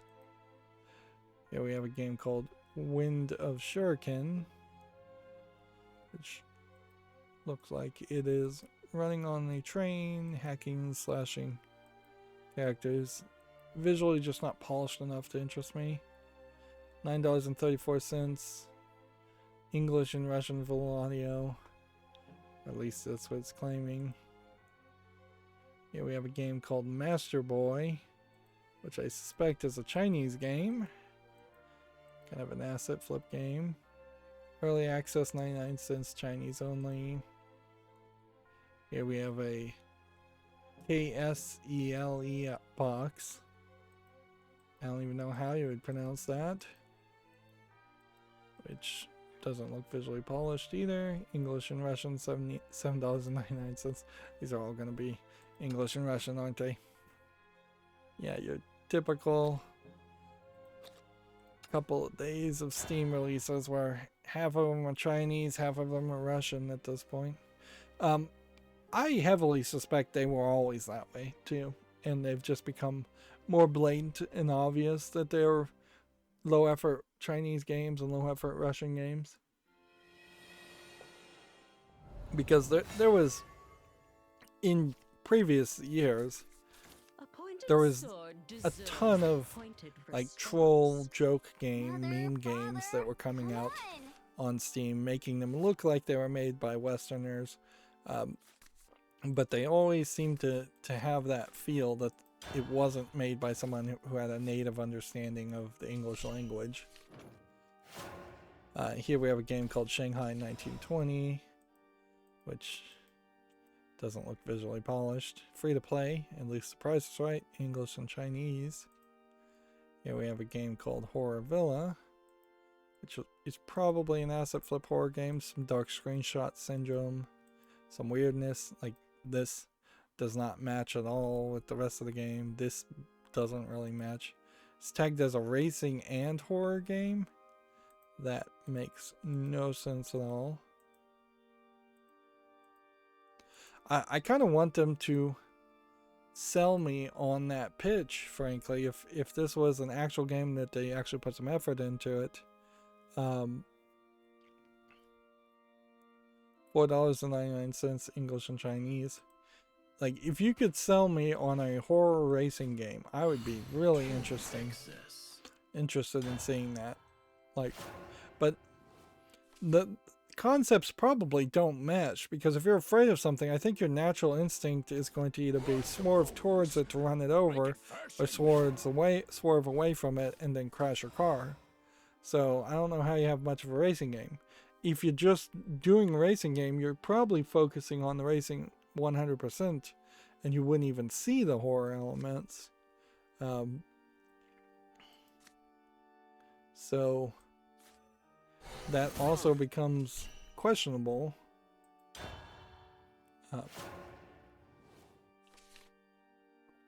There are very few games that are horror games that where you even run, let alone drive or race. Next we have a game on Steam here called Beer League Superstar, which looks like nothing. It's $1.20 English only.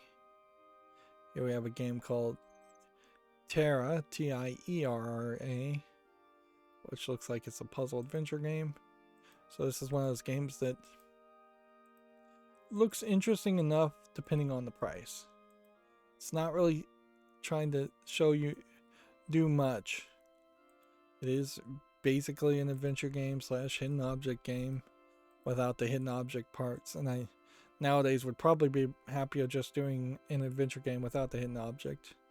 $3.99 English only. That's low enough for an initial offering for it to deserve a follow. There's still plenty of room for that to never make it to the wish list, though. Let's see. Here's an opinion piece from Gamma Sutra. I'm not even going to bother to read that. Here. I'll say Gamma Sutra has an article here. Accessibility ideas and testing tips from Dreams developer Media Molecule, if that interests you. I'm going to sound somewhat like a capitalist here on this one, and I'll have to apologize at the front here. But yeah, Tim Schafer on this Gamma Sutra article on Crunch changed the mentality that it's just part of the system, end quote. That is fine and dandy for Tim Schafer to say. And in all fairness, Tim Schafer and Double Fine were able to survive somehow by being fairly lackluster and slow with their game development. But if you really think about how Double Fine was able to succeed, is it had several like LucasArts fans, big LucasArts fans, following it and willing to support it. It created Kickstarters so that fans would pay for at least a couple of his games. It published other people's games, so they basically outsourced the development of games. When Brutal Legend came out and Jack Black was in it, they got that free boost of Jack Black fans playing their game too. So they've had a considerable amount of extra advantage. Tim Schafer also sits on the board of FIG, and they basically established FIG as yet another place where you can get public funding for game development instead of doing business the normal way. And even with all of those extra advantages that Double Fine has had, Double Fine is fairly notorious for being not that much of a producer as far as games. Like Broken Age, not well received after being kickstarted, not average at best. Brutal Legend, fairly well received until you get to the real-time strategy part, and then horribly received at that point. I would say The Cave got bonuses, I believe, because it was highlighted as one of the Microsoft Summer of Code games.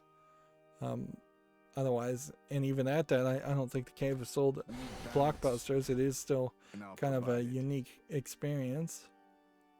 Now I feel like crying. I would suspect Tim Schafer was fairly rich just because he worked at LucasArts and got that advantage of being fairly well paid and becoming fairly famous because of that. Which I always get the feeling that Tim Schafer actually isn't even an important character from LucasArts and was given credits for making Full Throttle as the original concept without really doing all the heavy lifting. And none of that at that point is to even mention that Double Fine now is owned by Microsoft, so they have all the money in the world to sit back and say, let's just get rid of the mentality of crunch.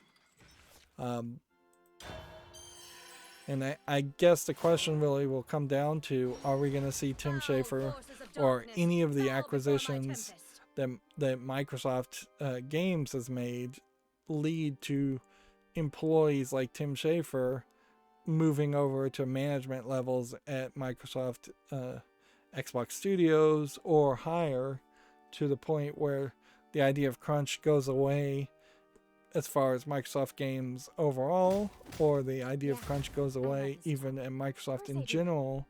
I assume, the assumption I've always had is that the Microsoft programmers making Windows are just bad at their job, not that they're lazy at the job and not putting a lot of crunch time in.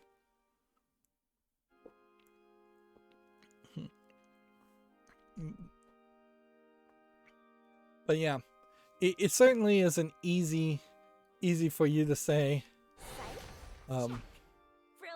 He does say that his own studio has been guilty of crunching in the past. So he's not blameless on it, certainly as the person in charge. He's been the boss, I think, since day one of Double Fine, so I mean, it definitely falls on his shoulder. But I think he also, in other interviews, has admitted that there's been crunch in the past.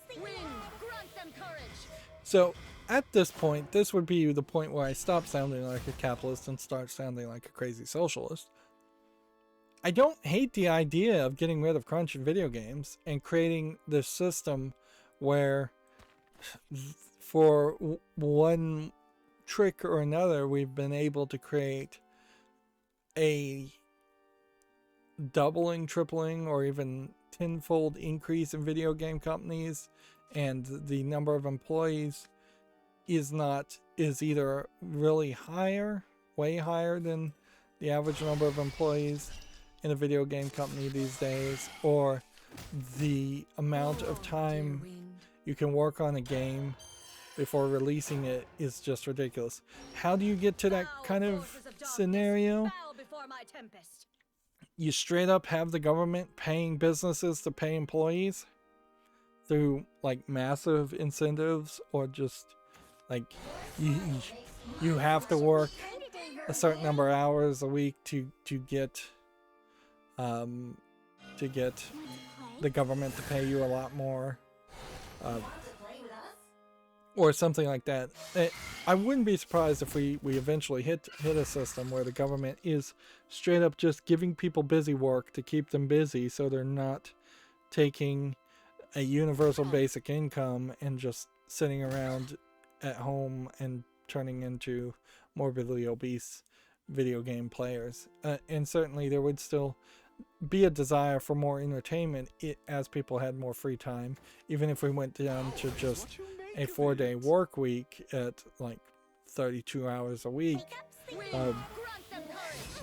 There would be a desire for more entertainment, and chartering more entertainment via government charter might certainly be a way to do that. All that being said, I don't think the concept still works, or at least it would take a lot more consideration, because you run into this scenario where I don't know if humans can think like, I don't know if humans can think 10 years ahead. So Flash of metal, a silent the night. idea of letting somebody Drop work this lightning bolt. Oops, 6, my 7, accent. 8, 10 years or longer on a video game and not producing any results, it feels weird. It feels like that is out of line with technology, that potentially you're making an Unreal Engine 1 or 2 game, and Unreal Engine in that 10 years has gone from Unreal Engine 2 to Unreal Engine 5. But I assume the pace of all of that would slow down in this theoretical, let's take it slow mentality world.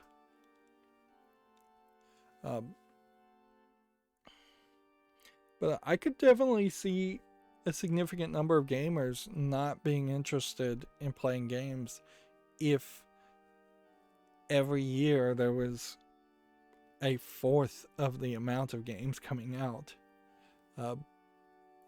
Games are already kind of grindy and designed to take up people's time a lot. A game coming out and having to be 4 times as grindy, it doesn't really work for a lot of people. Like, even if people do have free time, more free time. So it would be a difficult balance. So is there really, in my opinion, a solution here? Sure. The solution that will almost certainly happen is game developers, and this is where Tim Schafer really could come out and be useful, should encourage their employees and help their employees either be in an environment that doesn't need a union, or form a union in general for all game programmers all around, much like the Screen Actors Guild is a union that covers multiple businesses' development of video, Adorable to the end. instead of there being a specific union for people working on like Warner Brothers movies versus Disney movies versus that. Something like that certainly could create a gradual change where the number of hours get limited. Typically, unions don't do that, though. I will point out that often a weak union or a greedy union will only negotiate pay, and it doesn't particularly solve the problem if video game programmers become rich and then burn out and then make one game and then retire. That gets into kind of like football players at a certain point, where they get paid a ton for the 3 or 4 years they might be a heavy hitter in the NFL, and then they have to live off that money for the rest of their lives, and often Come on. weren't frugal enough to do that. Or aren't frugal enough to do that. But without introducing the idea of a union, Tim Schafer supposedly still in charge of Double Fine. Although I wouldn't be surprised if he is kind of wedged out. I wouldn't be surprised if we see Todd Howard and Tim Schafer and all of them put in very figurehead roles, and they don't really run the business day to day anymore after a while. He could certainly, assuming he actually is in charge of Double Fine, he could certainly institute a no crunch policy, 4-day, 32-hour week, a work week if he wanted to, It looks like I'm up. and try to set an example. Although him setting an example only proves the point if Double Fine starts putting out a game every 4 years or less, and I'm not sure that they really are going to do that.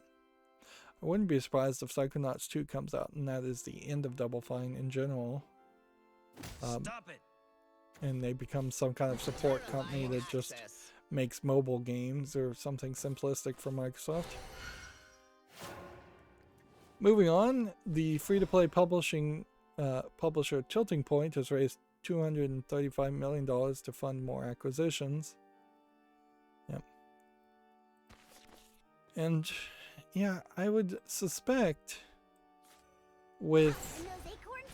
all the acquisitions going on, that is probably not putting people towards the direction of less crunch. That's how you treat a lady.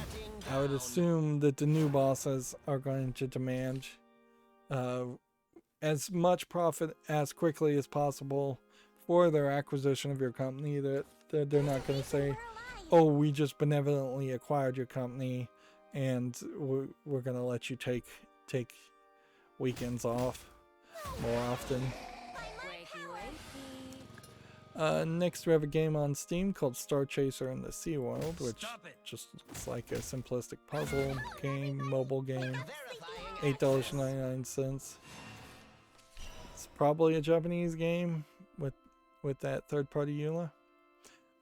It looks like a mobile game, but honestly, it's probably not even that. It's just probably a low-effort game. Here we have a game called Goddess Detective, which is another one of these asset flip games.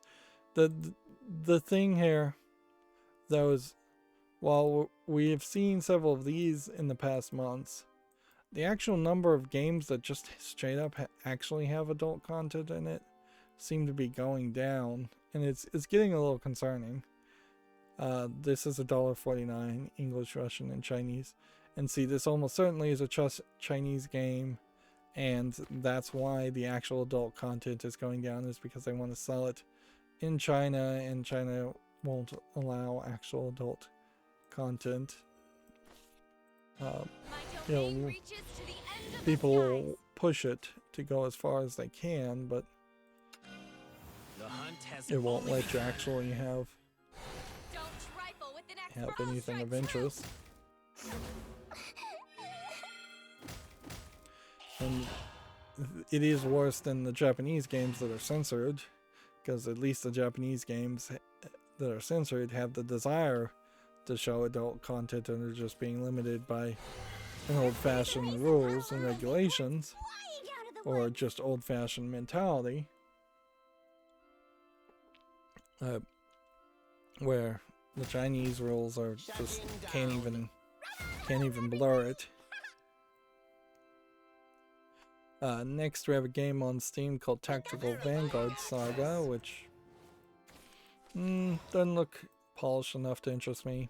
$4.99, English only. Here we have a gun called Gun Mage, which looks like a precision platformer with some shooting. Early access, $2.99. Not a fan of precision platformers, so I'll skip that one. Let's see. Can I do this? The uncharted desert awaits. And then this. May the forest be at peace. And then this. Let's play. Help me, And fairy. hit that.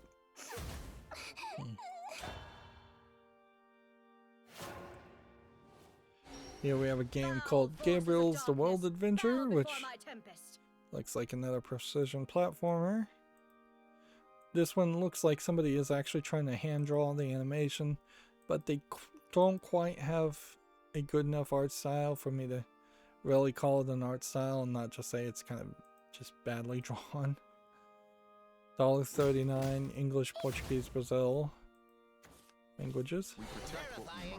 Here's that game Death's Door on Steam, which it's an RPG / action RPG according to the tags. Looks like it's an isometric top-down type hack and slash game. Seems like you play as a bird of some sort.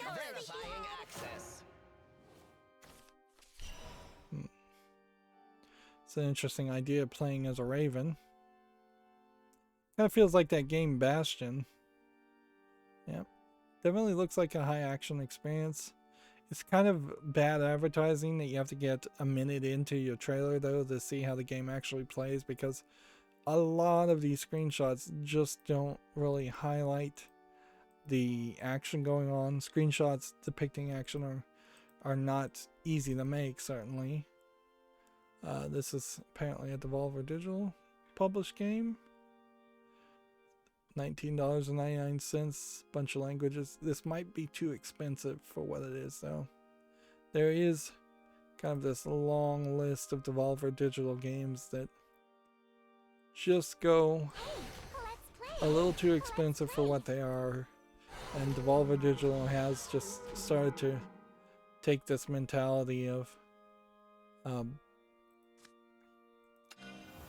selling games on its own name versus selling games on their own merit. Shutting down.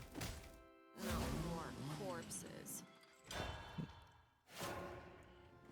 Let's see, yeah. If we were to just scroll down their games, Boomerang X is rated very positively. Phantom Abyss is rated very positively.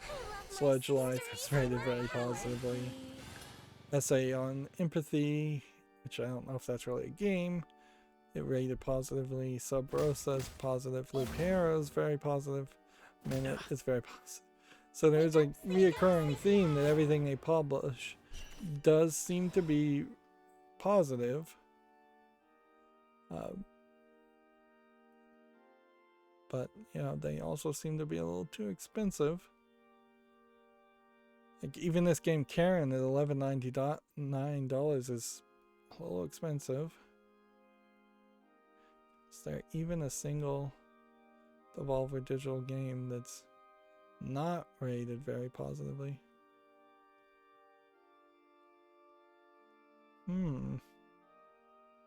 Certainly goes to show that they must really try to vet what they publish and what they make. So if any company deserves to be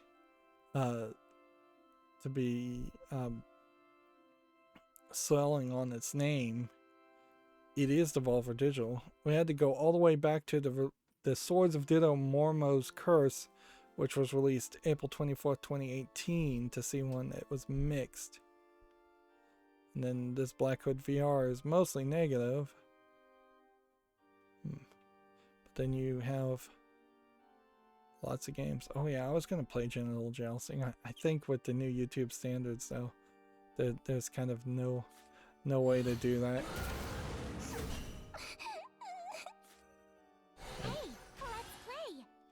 Yeah, I don't think you get away with playing Genital Jousting on YouTube anymore. I was also going to play Reigns of Her Majesty at some point. Talos Principle in VR. There's a reason we're alive. Those acorns flying out of the woods. I thought Absolver was not well received, but it's also mostly positive. I mean, they have like a near impeccable track record here of games. Like, We'll live happily ever after. they also seem to mostly stick to a few types of games. Down low, though. I will say some of these games I played and I just didn't really like them as much. Maybe it is just that they have a rabid fan base that upvotes all their games. Fistful of Gun is mixed. Haven't gotten around to playing Dropsy. I don't know if I have Ollie Ollie 1. Ronin. I like Titan Souls. It's kind of strange we haven't seen an announcement for a Titan Souls 2.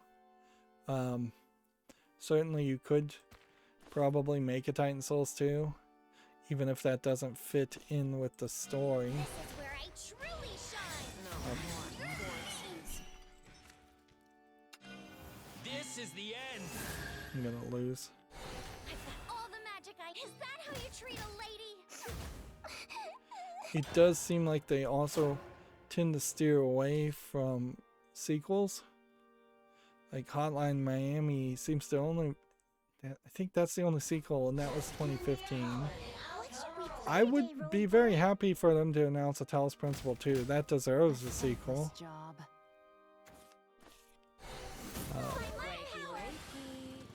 Yeah, some of these games though just don't really interest me. Nice marksmanship. I don't have Ollie Ollie on. Interesting. That's why looking at these games sometimes makes it really worth it. Viscera Cleanup Clue, Shadow Warrior games. Dungeon Hearts is mixed. I bought the Serious Sam pack. That's why I have all these old Serious Sam games going back to 2009. Yep. Some of these games definitely were published or acquired after the fact, but I cannot complain about Devolver Digital's latest activity as a publisher. The only thing I guess I could kind of complain about is the Devolver Digital presentations. They very easily could have stopped doing those and maybe spent a little bit more time focusing on their development of games internally, because I'm not sure how many of the Devolver Digital games actually are being developed by Devolver Digital, if any, or if they're just a publisher. Here's that game Ollie Ollie, which is rated very positively. And honestly, I don't think I've ever seen this game. This would have been coming out in 2014. This would have been before I started looking at every single game that came out on Steam, and very possibly before I even started being a YouTuber in general. So that would certainly explain that. And there is probably, in my guess, I'd say 300 at most, maybe even 900 games on Steam that are hidden gems that I just didn't find. That's kind of like a unknown type concept where I just can't really know the numbers.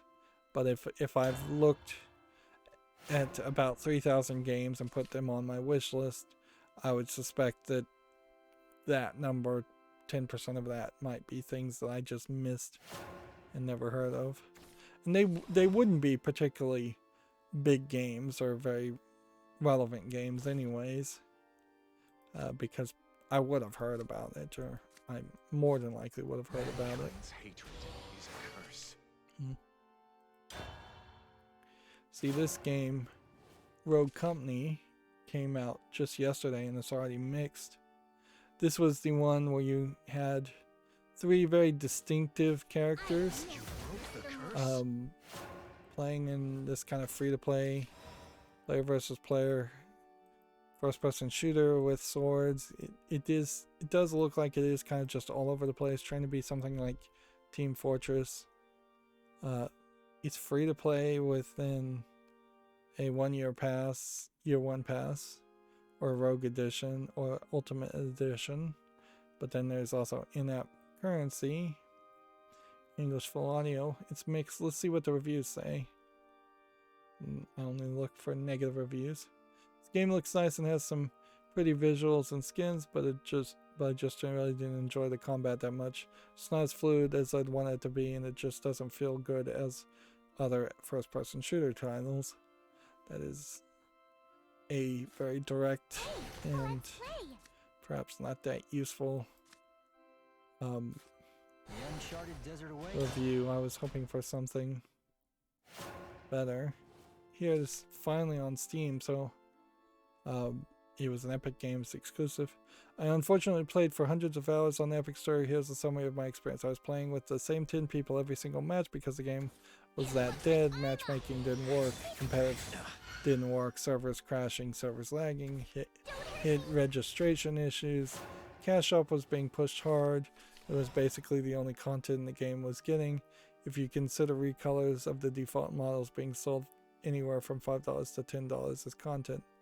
Anti-cheat was non-existent, and the devs manually cleared well-known cheaters, publicly saying they weren't cheating while also banning legitimate players for cheating. Both of these occurred without proving any evidence to support the fact. Devs also kicked out people from inner circle discussions on game balance if they brought up the topic of aim assist being too strong, because the lead designer is an ex-Halo pro who wants the game to play itself if you aim with your thumbs. They also have no idea how to balance their game or design or anything new. Blah blah blah blah blah blah. I've read that review more than anything. I think I can get the gist there from that. This is a game that was an Epic exclusive player versus player game. It didn't grow a big enough audience that What do we have here? could maintain it, certainly through the exclusivity period, and so now that it's coming to Steam, it's pretty much dead on arrival. Here they say 20 million plus players in Rogue Company. This was not really advertised or pushed because it's from Hi-Res Studios as a publisher, who have Smite, Child's play. Realm Royale, This forest is not your and pretty private much garden. nothing else. Where that certainly it would explain why you would take the exclusivity deal and run. And certainly that might be the way we start to see a lot of games go, where people just take exclusivity deals and run with the money. Acorns flying out of the woods. Let's play that. Now's a chance for a And grand then slam. play that. Doing this. These wheels turn for him. Okay. Come at me, whelp.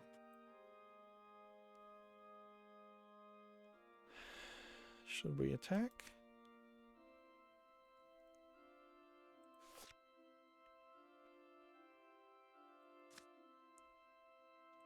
Nope. Let's just end the turn there.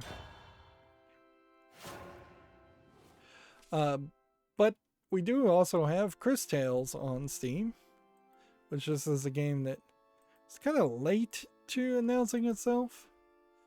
From the looks of it, it seems like it's a time travel. If I recall correctly, it's like a time traveling game where you go through this world in 3 different times. There's kind of a post-apocalypse, a modern day, and kind of an ancient time. It's an action.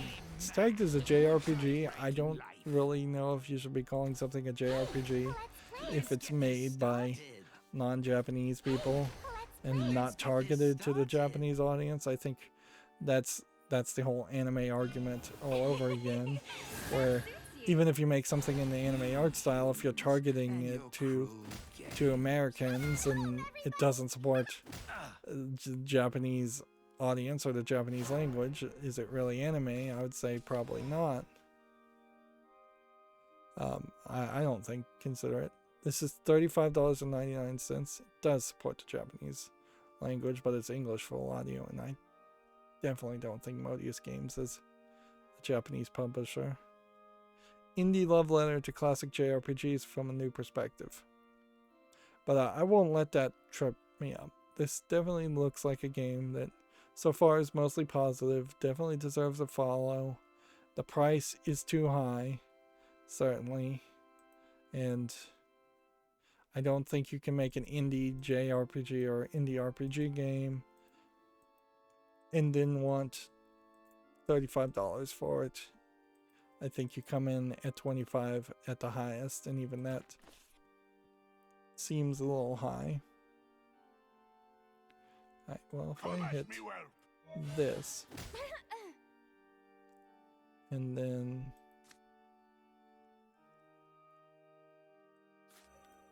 I should have evolved this first. The hunt has only begun.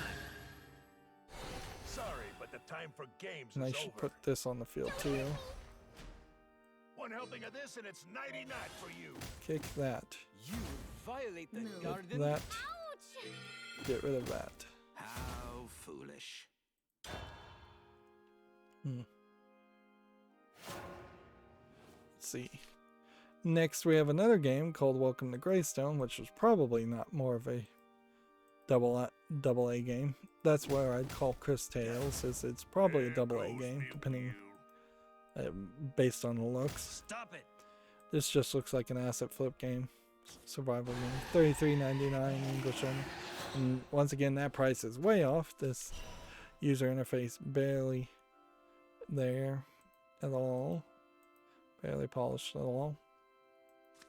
Right. Two fairies. And then one fairy. Hey, let's play. Then evolve. I won't let you get away. Ooh, a baby bird. Gotta report this. Kill Lickety that. split. And play that, I guess. Hey, let's play. Stop it. Stop it. On me.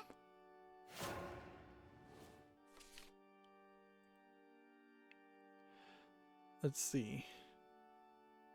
I talked about that. Soul Calibur 7 has topped 2 million, and this is another example of a game from Gamatsu, this article is, that should not have announced this milestone. This is an incredibly low number of sales for a game that is 3 years out of launch. Is there anything particularly bad about Soul Calibur 7? If there was some controversy around it, it's long since been forgotten. Like, let's look at its Steam page and see what the reviews are. Yeah. Came out on Steam October 8th, 2018. It's rated very positively. It's got Geralt of Rivia as a character. Soul Calibur being the sword fighting game.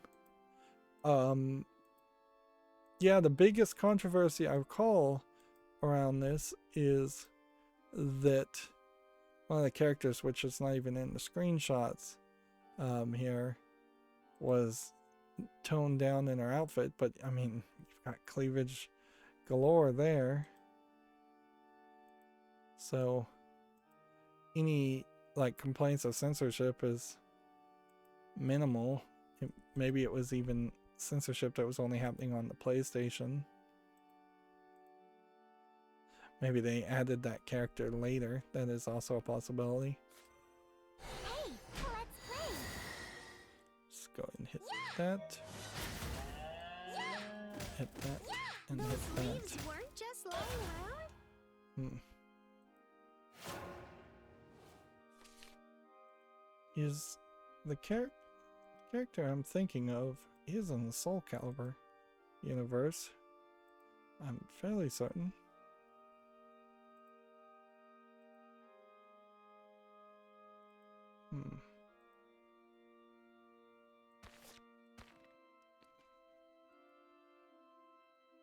This thing does not want to do it. This whole game is tagged partial nudity.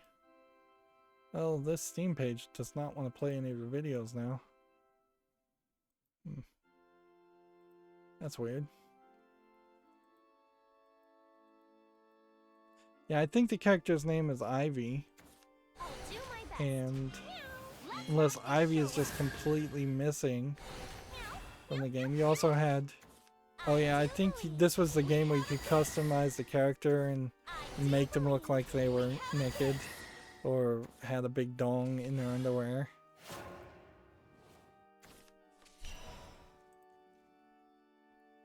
Yep. Season 2 pass, maybe a lot of issues there. Characters from other games. Let's see.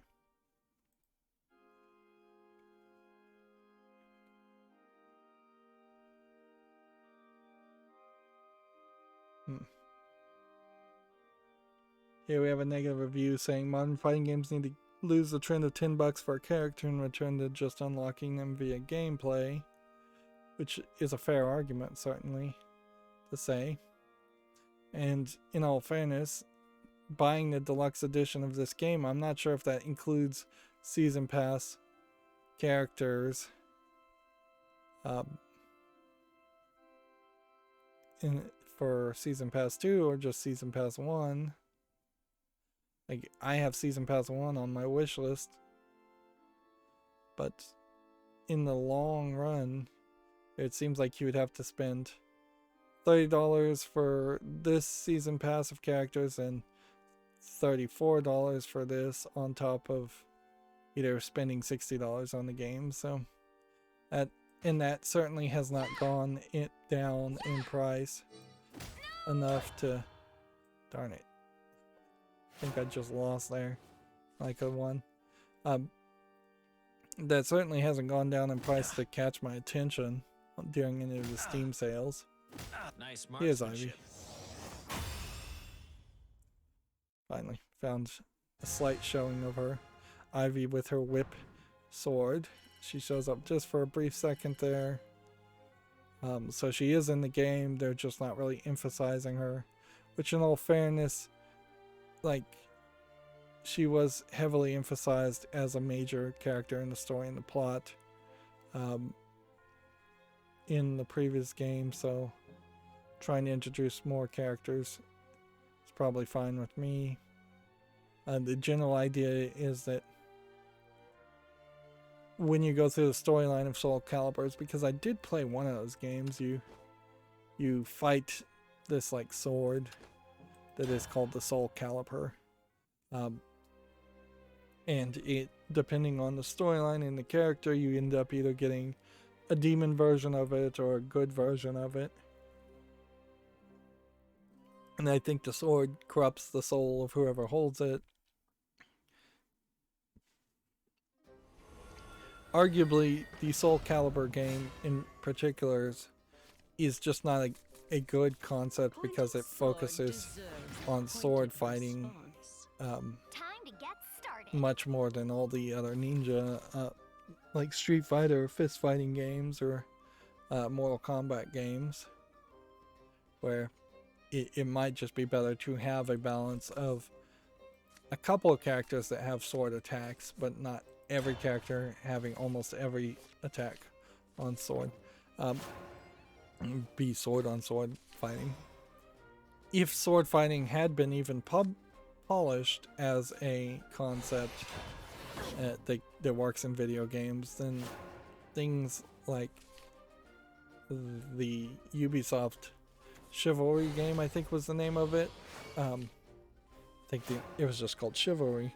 That Ubisoft sword fighting game that was player versus player would have gained a lot more attention and probably worked a lot better.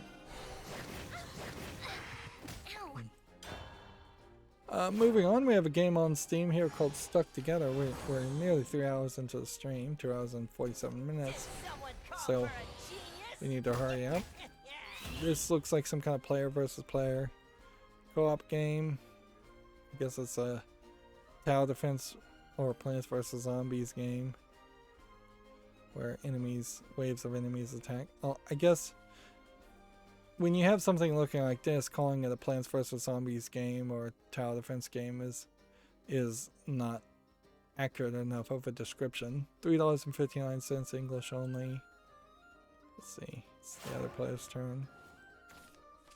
Moving back to Shadowverse faster than I even need to.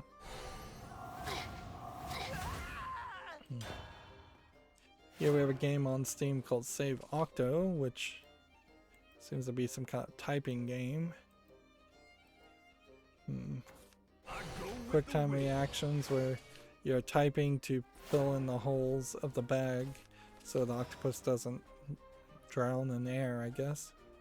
Is that what aquatic animals do? Suffocate in air, I guess? $7.79 English only. Nothing of interest there. Here we have a game called Magic Gems, which is just a low effort match 3 game for $7.79. No to that. Here we have a game called Hungry Bunny, which is just a basic platformer. Not enough polish on that. $7.79. This price tag is oddly expensive. Like, normally we were seeing games that were like 69 cents. That was like the new low effort price for a low effort game. So to see people doubling it up to like $8, well, that's way more than doubling. That's multiplying by 10 plus. Seems odd. Yeah, we have a game called Barking Puzzle, which looks like a platformer where you play as a dog and don't do much of anything else. $2.39. That's still too expensive for what this is. Here we have a game called Ancient Dino Runner. Now, see, this publisher is publishing multiple games on the same day. So we need to investigate this publisher. It's $7.79 also. Yeah. So we have a game here for 99 cents, 99 cents, 99 cents, and then a bundle for two different bundles by the same name. 99 cents, and then $10.99, and then $7.99, $7.99, $3.99, $7.99. Yeah. This is one of those developers that is really just flooding Steam and joking around more than actually trying to offer a product that people really should even consider to buy.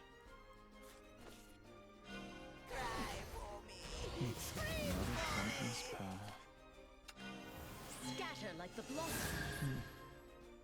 Where should I drop? Oops, my Hit hand that. slipped. And hit that. Next, we have a game on Steam just called Air Fighter. It just looks like a dogfighting, low-effort asset flip game. Doesn't have enough polish to interest me. In all fairness, though, I would say most dogfighting games don't have enough visual polish to interest me. It's just a very bland art style if you're going to go realistic. This is $2.39 English only. Here we have a game called Tank Zombie Smasher, which looks like it's an infinite runner game with zombies. $2.39 English only.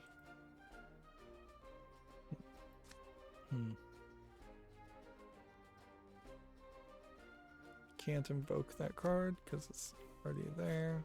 Allow me to bestow a crimson kiss.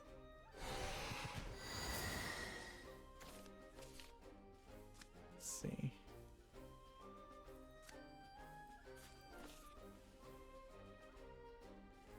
Nope, that would kill me. A flash of metal, a silent night. My blade longs for The only thing that saves me is potentially doing this. delightful.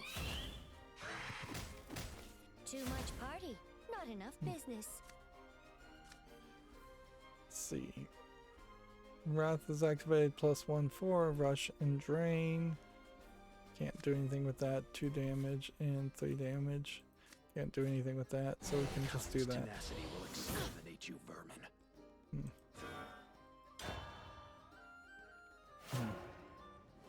I am a prisoner of this world's whims. You're miss me. Just like new. Tonight, I'm just a chic piece of trash. Hey, check this out. Gamatsu has an article. Nexon Korea has announced a looter shooter called Project Magnum for consoles and PC. It combines RPG gameplay and third-person shooting combat. Seems like there's no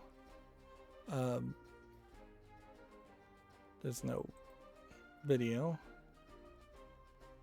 Here's that game Disgaea I was talking about. Their series and digital sales have topped 5 million, but in all fairness, that is across 6 games and some spin-off games, I think, and re-releases. So I think it would be inaccurate to say Disgaea is a particularly popular series, although it does definitely have a rabid fan base. I find the animation style interesting, so if there was like a Disgaea anime, I'd be willing to go and try that out. But Is an extension actually trying to play the game did not work. The battlefield. Right. Whoopsie daisy! So we gotta kill this Another pointless path. and I love just try and hit that.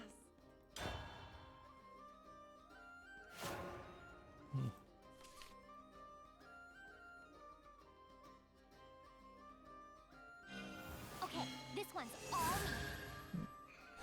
Crazy, crazy. Let's see. Gamma Sutra has this article guiding players with story-driven events in live games using breadcrumbs. Like the moon Which, on the water. yeah, at a certain point, breadcrumbing your content is what you want to try and do. I would argue the cell phone game I play, Destiny Child, not particularly great at pointing players to all the things you can do on a daily basis.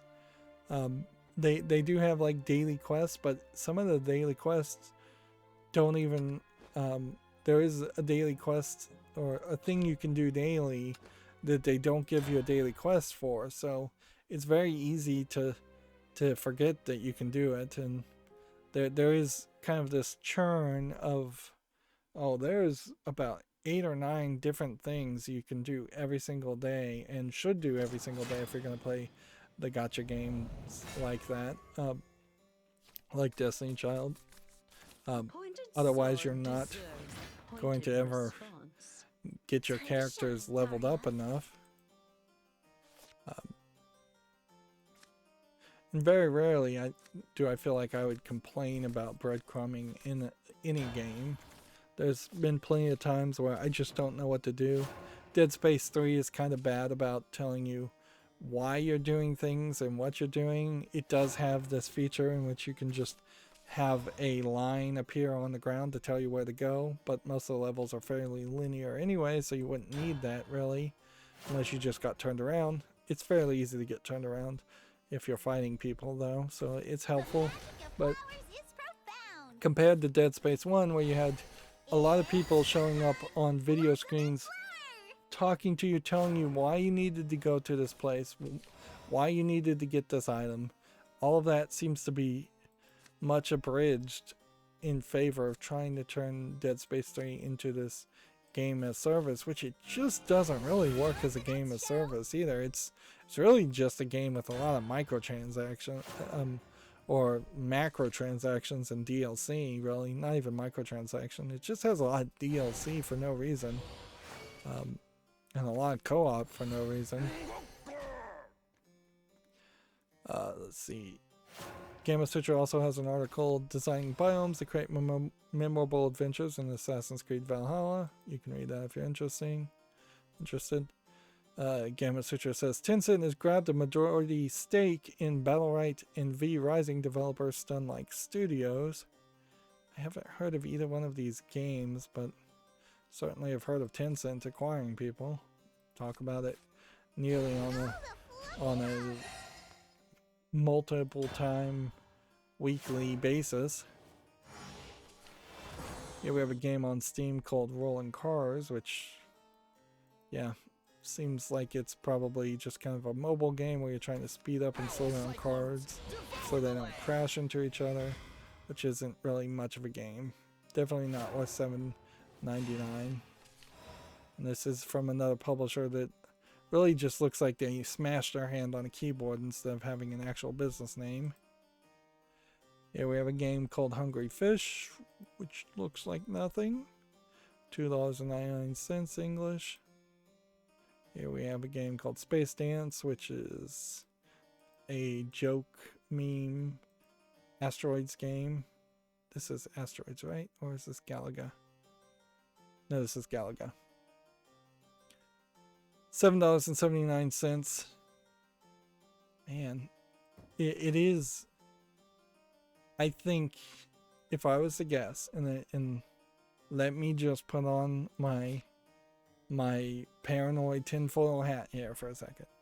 It feels to me like a conglomeration of low effort troll developers, whether those are Russian, Chinese, or whatever. I would assume it's Russian, maybe it's Chinese, have gotten together and decided that they're going to try and raise the price or money launder more money than they normally do through their joke troll game listings on Steam.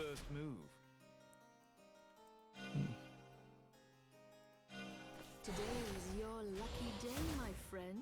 That was terrible. Scatter like the blossoms. There's a wave coming. Hold on to your cards. That would be my suspicion at Tinfoil Hat. If it's not that case, then it is simply a single entity making a ridiculous amount of fake publisher names and fake business names to put garbage games like Hustle Game here, which is another one, on Steam for a very high price. Yeah. And like, at that price, I don't think anybody's gonna buy it. Also, I don't think any of those games had like even trading cards or achievements, which is what they used to try and motivate people to buy those garbage games with. And Steam probably has cracked down on that somewhat. Good draw. Let's see, here we have a game called Renova, and it looks different, but I don't think it looks good. It's just a little too rough. If this was a 1990s game and this was just them releasing an old game, I might give it a chance. It's a Diablo clone, but being a brand new game, it's just not there. Early access, $3.99, which is too cheap for something with online PvP and for something that should be a Diablo clone and much more recognizable as a Diablo clone.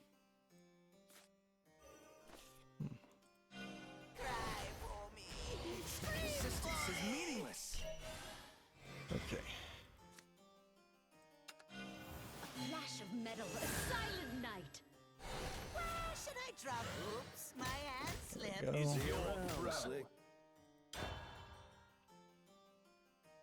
Let's see. Next we have a game on Steam called Mini Motorways, which I think I saw some YouTube videos being suggested to me based on this.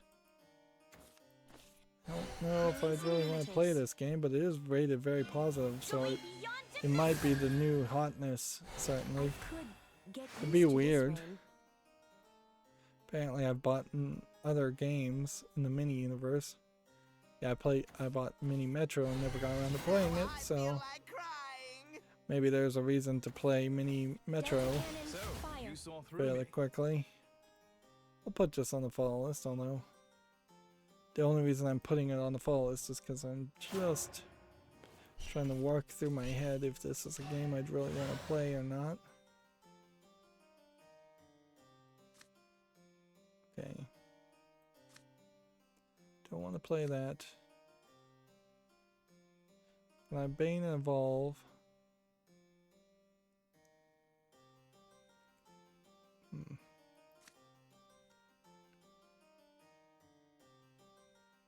If I play this, May as well have. Will it be hit crimson that. red?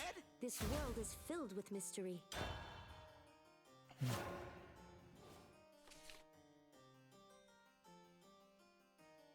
Yeah. Here's Samurai Gun 2. We had already talked about this, so I guess the real question would be, can we find Samurai Gun 1? It's here. It's rated very positively. It says it's single player, shared split screen co-op PvP. No, I just don't see anything here in Samurai Gun 1 or 2 that really makes me want to put this on the follow list.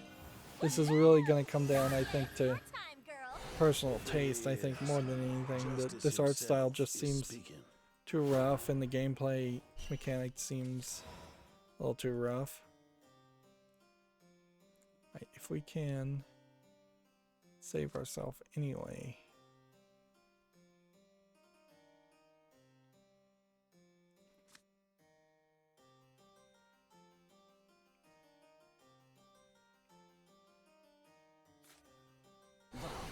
Promises of pox at them. Allow me to take my cut. See you around, Slick. Okay, I think we've got it. think we could win here. This next game is tag nudity, so let me check to make sure it's YouTube family friendly. You ready for the good stuff? Yeah, it looks good enough. Here we have an epic story, the adventure of Inky and Tiny Freddy. It's a visual novel. It looks fine. Stagged nudity. It's got the berserk symbol here. Somebody's just stolen the symbol that is used in berserk, which, I mean, if you're gonna steal a symbol, that's as good of a one to steal as any others. And you can't really complain too much about that because you have Greek and other kinds of ancient symbols are stolen all the time and used. It's English and Russian. Let's see if this developer has any other unepic stories. No, it just has a game called Love Ritual, which is mixed reviewed at 63%. And at a certain point, I just don't think I can justify playing visual novels or even putting visual novels on the follow list from random people. Random developers when we know there's better visual novels out there, that since there's such a long thing anyways. Are we ready for that? No, let's go ahead and do this. Let's go ahead and do this. Oh, I guess we'll do that one. Fresh manna melons and potion fruit. And then we'll just attack here.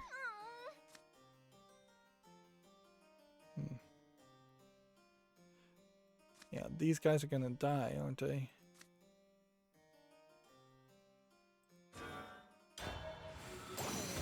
Fruit flies. So yeah, I have to say no to an epic story. Next we have a game that's all in Asian characters and looks to me like it's maybe a older Japanese game or Chinese game. I'd almost lean towards Japanese on this one. English is not supported, $33.99, Japanese only. Yep. Definitely can't play it if it doesn't support English. Here we have a game called Cosmoscope, which is just a mess of neon colors. $11.99, bunch of languages. Let's see. We could do 4. Or we could try and buff a character up. I kind of want to figure out what a Dark General is. See, this one can attack 2 times, so this is the one I should have been giving +2/+2 to. I probably should have attacked with this, but whatever.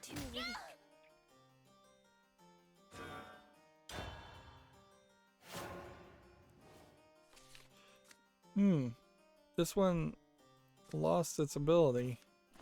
How fun it is to converse. So these are gonna stay alive. I don't know why they would have bothered to get rid of that ability and not try and kill the character, but I guess they're struggling here to try and win. Here we have a game on Steam called Rescue Friends Solitaire. It's nice and colorful, I'll give you that much, but then you see there's this in-app currency which looks suspicious, and it seems like the solitaire games are not unlimited.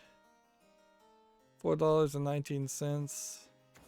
It doesn't seem like it has any in-app purchases. It's not the worst looking solitaire game out there, but it doesn't feel like it has anything special going on for it.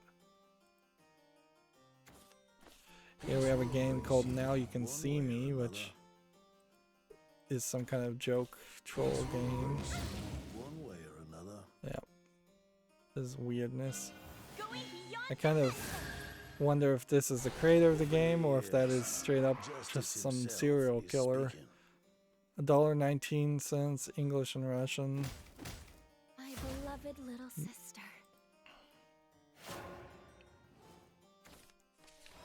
Alright, well. If we attack now, I don't think it actually is going to do the damage. If we attack now there. And wait one more turn. Should we play this? Well, we can actually do both. We can do that. Son of a gun, ain't We ya? can do that. There is no escape from the apocalypse to We come. can end the turn. Actually, I could have played this also. Next, we have a game on Steam called Poker Quest, which seems like some form of poker with other card game elements to it. Which, that would be a hard mix. You've already got like one card game in poker. To then add roguelike deck building on top of that seems like you've just mixed two incompatible gameplay style concepts. Early access, $14.99. That's too expensive too. Cyclones, devour the land. Visual Polish definitely does not support that price. This developer Play Source, maker of like Clicker Heroes 2, but you can see while Clicker Heroes was really positive, they started dropping the ball for one reason or another with Clicker Heroes 2, which is mixed, and they really don't have anything else to their name. Right.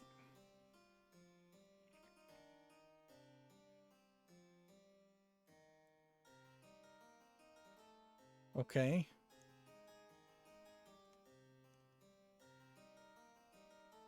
Well, this follower is in play. Whenever I take damage, reduce that damage by 3. Your head and body must part ways. Sever and excise. Irrelevant. Resistance go. is meaningless. Yeah, next we have a game on Steam called Evil Shogun, which, yeah, this kind of feels like traditional Japanese drawing, but a historical interactive fiction based around some Japanese story. Is probably going to be short and simple and not worth $2.39. Also, weirdly, English only. It's a fictitious story, and apparently it was iOS first and macOS, and they didn't even change the ad copy to when they brought it over to Steam and PC. Alright. Now we can do this. Swallow everything in your path. 3,001 talents. Okay. So you attack here, and then that gives you Sink. Storm to attack there.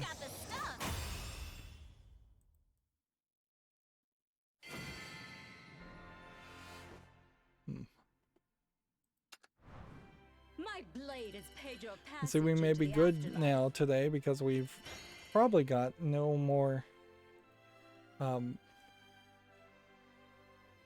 daily missions, or if we do have daily missions, yeah, daily missions are going to reset in 30 minutes, but all the other missions reset later. The whole thing is not in line. They don't do anything to keep the timing in line at all, and so all I can really need to do at this point would be to win. So I've been trying Holy Sanctuary Tournament, which has been kind of winning, kind of losing. Gamma Sutra has a point here how ecological adventure in other waters, planet-wide mystery gives players hope. This is another one of those Road to IGF games that I really shouldn't talk about. We already talked about this.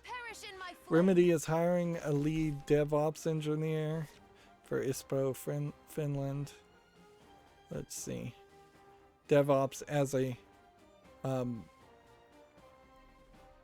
as a concept is a very high level concept that I'm not sure means the same thing to two different companies anywhere. So you have to be fairly careful about figuring out whether you really could work in DevOps as far as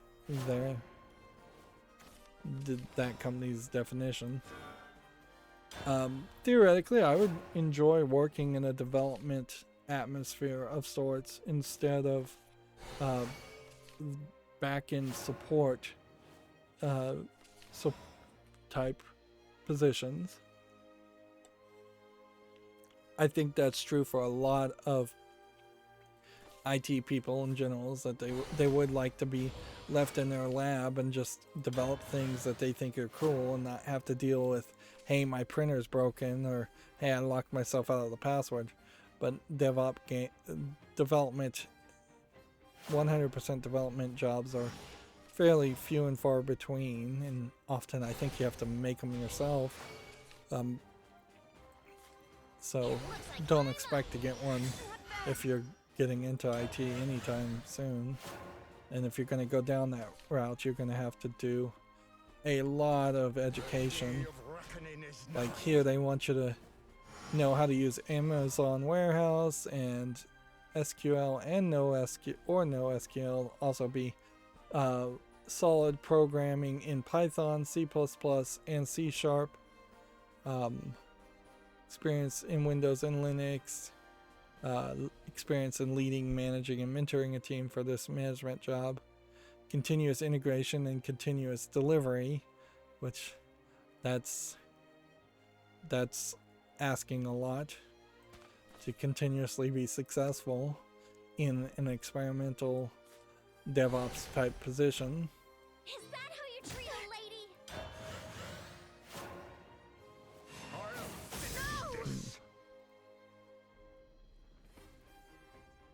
Here we have a game on Steam called They're Coming, which looks like a low effort horror game, or joke horror game. $4.24, English, allegedly full audio. Here we have a game called Fallen Knight, which looks kind of like a Mega Man type clone, hack and slash running platforming game. $13.49, bunch of languages. This looks visually polished enough to deserve to be put on the follow list. I could see that working out. Probably should focus somewhat on trying to win here. You were done for. Punish the wicked. Spare let judgment fall. Okay, let's get rid of that one then.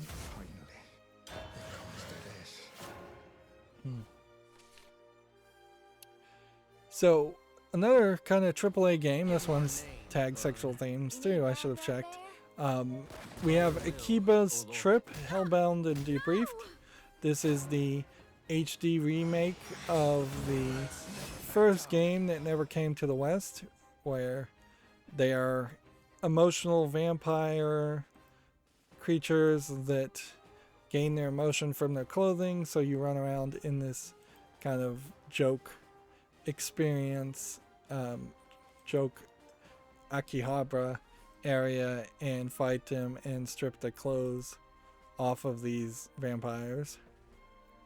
Which, it's a beat 'em up game, JRPG game. I probably would not really have any real problem, even though it's rated M for mature. I think there's probably enough here to censor that you could play this on Steam, on YouTube, just fine. So far this is positive, but I'll put it on the follow list just to be certain that it doesn't come out and people say it's a terrible port or something. I think I could get away with covering it on YouTube, unless there's just a lot of cutscenes that happen where you have actual toplessness or actual really scantily clad characters. The update on the graphics doesn't look particularly great here. So it looks fairly blurry anyways. So I'm not expecting high polygon, highly detailed images of any of the characters. The sequel to this game is already out. Akiba's Trip Undead and Undressed. And you can see even here the graphics are way better. And since it is kind of different characters, you probably would be fine just playing this game, which is rated very positively. And what is this rated as? Says nudity and sexual content too. Yeah. The whole series is a joke excuse for a beat 'em up, an RPG, which fine enough. There's plenty of adult games that play on a joke excuse to exist, versus games that didn't have the lame excuse where it's just randomly happening, like nudity just randomly appears, or a protagonist who totally doesn't deserve it suddenly becomes the center of attention. So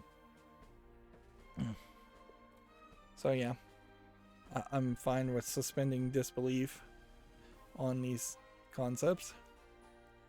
Next, we have a game on Steam called Unshaded, which is a top-down twin-stick shooter by the looks of it. I kind of like the thumbnail, but the rest of the graphics look fairly rough. It's $6.29 English and Russian. And man, when you just see so many games that are bad that are English and Russian, either I start blaming all English games and say all English games suck, or I start blaming all Russian games. And maybe because I am a native English speaker, I immediately think Russian. But also I think it would be fair to say a much higher percentage of Russian language games are bad compared to the percentage of English language games that are bad. Here we have a game called Fastest Hands in the WASD, which I think was a typing game, but I don't really think it is. No, it's not a typing game. It's probably a game where you just press WASD. Maybe not even that. It says it's an idle clicker. Really, $2.99 English only. I don't even know what the real price, a good price for an idle clicker is.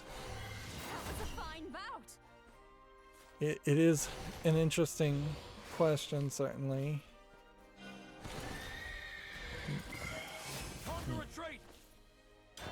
Whether idle clickers should be free to play, or whether they can charge something.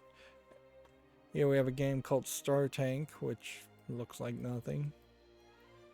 It's a Missile Command clone, I believe is the name of that game. $2 English only. Here we have a game called Eggy, which looks like it's a precision platformer, getting over it with the Nefati concept. There is something to that idea of being fragile and having to get from point A to point B as an egg. That being said, I just don't think I care enough, and $8.79 is asking quite a lot. I honestly think, because I already own Getting Over It with B'nai Fadi, I'll probably play that and then never play another game similar to that again. 6 and 6 defense, or play this.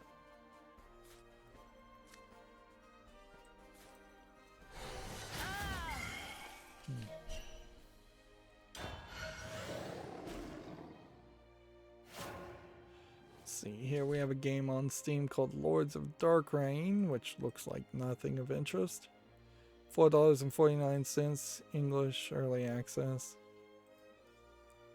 Here we have a game called Burbout, which looks like it's a very I'll end this war ugly with one animated decisive blow. platforming bird versus bird game. This here's all mine. Shoot 'em up, beat 'em up.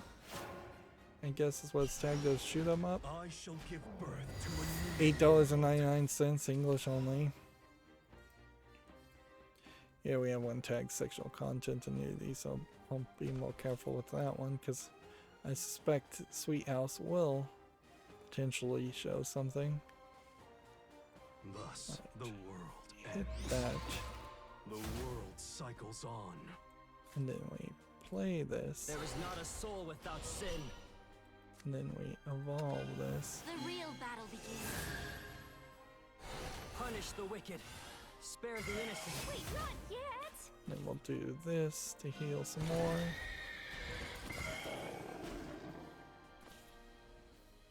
So my hope is that we'll get this one My arms have failed me. improved, but it didn't play in that order, so that doesn't matter. I'll still win. Okay. Come now, let us play together. From the looks of it, Turn light. Sweet House is just a find the thing. Here it's showing 5 tomatoes, find 5 tomatoes in a pile of mess, and then there's an anime girl next to it. Seems like you might always be finding the tomatoes, and then you have some visual novel stuff that says it has sexual content and nudity. It's $1.59, English and Chinese. I wonder, honestly, if there's actual sexual content and nudity from a Chinese game. That's a little weird, and I wonder if that should put my fears at ease as far as the small number of adult games that we've seen in the past 3 weeks or so. Because at a certain level, it still may very well be a case that that there's just a extremely limited number of games that Valve is all of a sudden letting on their platform. It would be weird, like, if they really want to make Steam Deck work, they really need to get an all hands on deck attitude to make sure everybody's focusing on that and that alone. Is my only salvation. Stop! But of course they can't really do that. They've got to also keep Steam innovating and updating and having sales. And they've got to do customer support for whatever little customer support they're doing.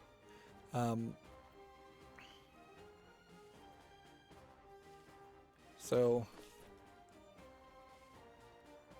there definitely are some questions there as far as, let's see, well, Not bad. restore some health that way. I guess that's one way we could Not bad. try and make herself win.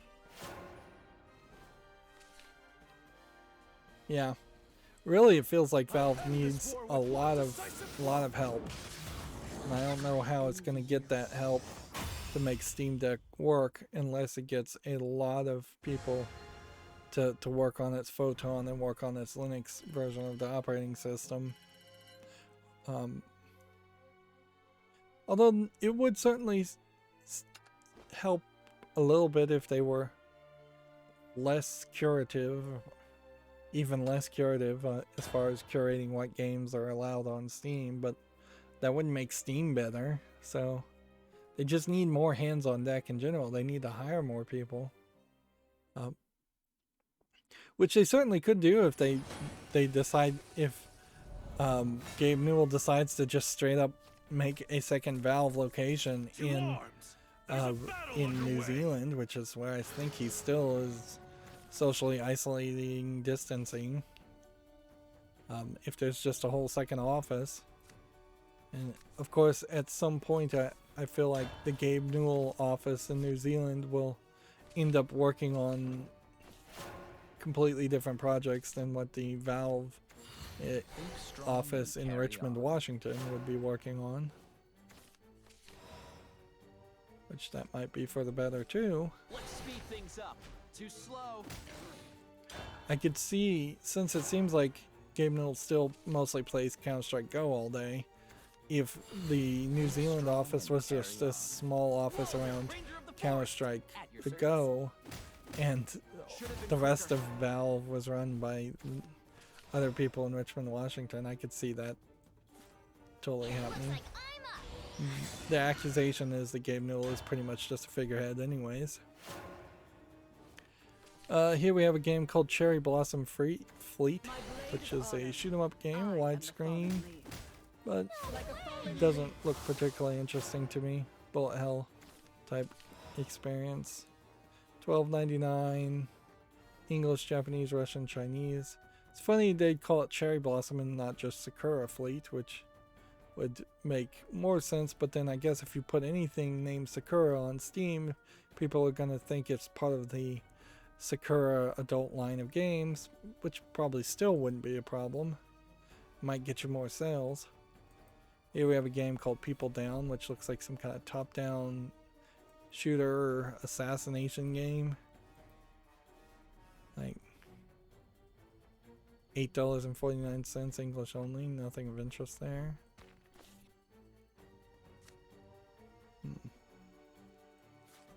Got me feeling hungry. Let's see. Go ahead and play that too.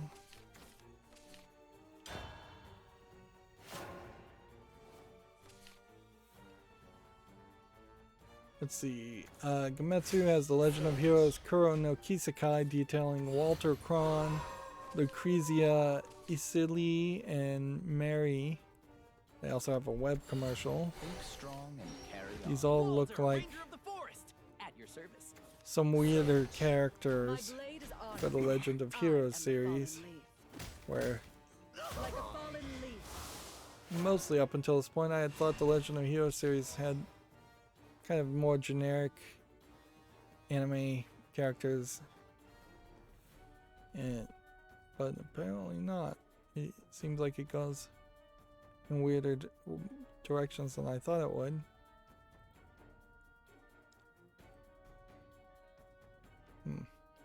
I think this is an RPG series, and this definitely feels more akin to something like a Final Fantasy type story. Yeah, this is a RPG series, RPG game. So I probably don't properly know what Legend of Heroes even is. We'll return light to the canals. At your service. No one gets past me. Hey, no dirty tricks. Let's see. We don't need to talk about that. Here is the ultimate game that shouldn't be announcing metrics. And sure, some of these metrics probably might have been reached a little bit faster because of the if the pandemic hadn't happened. But particularly for Detroit Become Human, I don't think so. People were not super hot on this game. This game was also being released in the middle of cancel culture attempts that I think this one in particular also went nowhere. They all so far have gone absolutely nowhere, or at least most of them have, except for the people that are blatantly guilty. But yeah, they come out 3 years after the release and say you've sold 6 million units of Detroit Become Human. Isn't really a positive metric you want to highlight. You would have probably done better. Maybe I'm totally wrong about this. Maybe it is better just to get some news cycle and say, hey, we topped a number that ends in 0, so write another article about our game that everybody's forgotten about. That probably is the better way to do business, regardless of how embarrassing the number really says. We still are, or I personally am still in a situation where I don't really know if 300,000 is a good number of sales. I think it is for most single A, double A games. Detroit Become Human definitely tried to be much more of a triple A game, but I don't know if 1 million is enough for a triple A game, or if you need to have need to have 2 or 3 million. Let's see. Loyalty is ironclad. Hit that.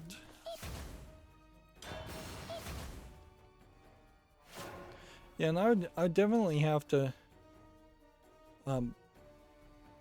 I'd definitely have to go back and think if there's any reason why I wouldn't want to play the Quantic Dream game, Detroit Become Human.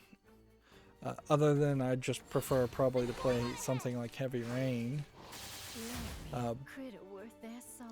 This came out on May of 2018 for PS4 only, and then PC via the Epic Store in December 2019, a year later, so that certainly explains the slowness. And then June of 2020, a year later. So never came out on Xbox, apparently, which, yeah, if it had come out back when it was even slightly relevant on Xbox, you probably would be talking about 9 million instead of just... Who will be my victim today? Are you worth your weight in gold? Instead of just 6 million. And I'm stuttering over here. Game & Search has an article. Tencent opens another AAA studio in North America through its Timmy subsidiary. So in Montreal, Canada, they've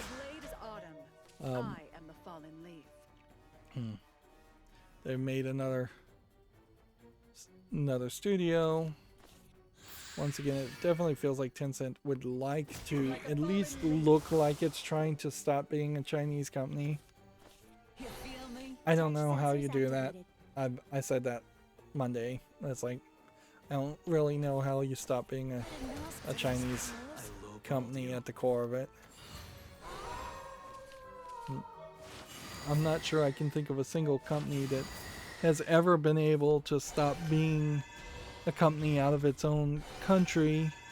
If anything, the only thing I could think is Tencent could try to do mergers and acquisitions or sales of their businesses to other people, but I don't even know who has the money to be a potential buyer for some of Tencent's properties. Alright, I can see the beginning of the end here, and since we have all the daily quests done, I think we'll just stop playing Shadowverse at this point. Like, I could easily play another game if I wanted to, but we're reaching levels and getting gold, so I'll be well suited for the next expansion, and I don't think the next expansion is happening anytime soon. So we have a game on Steam here called Planet B24, which I think is just an asset flip game. Although I've never seen this alien before, so I'll plot it on that. But this does look very weird as a game.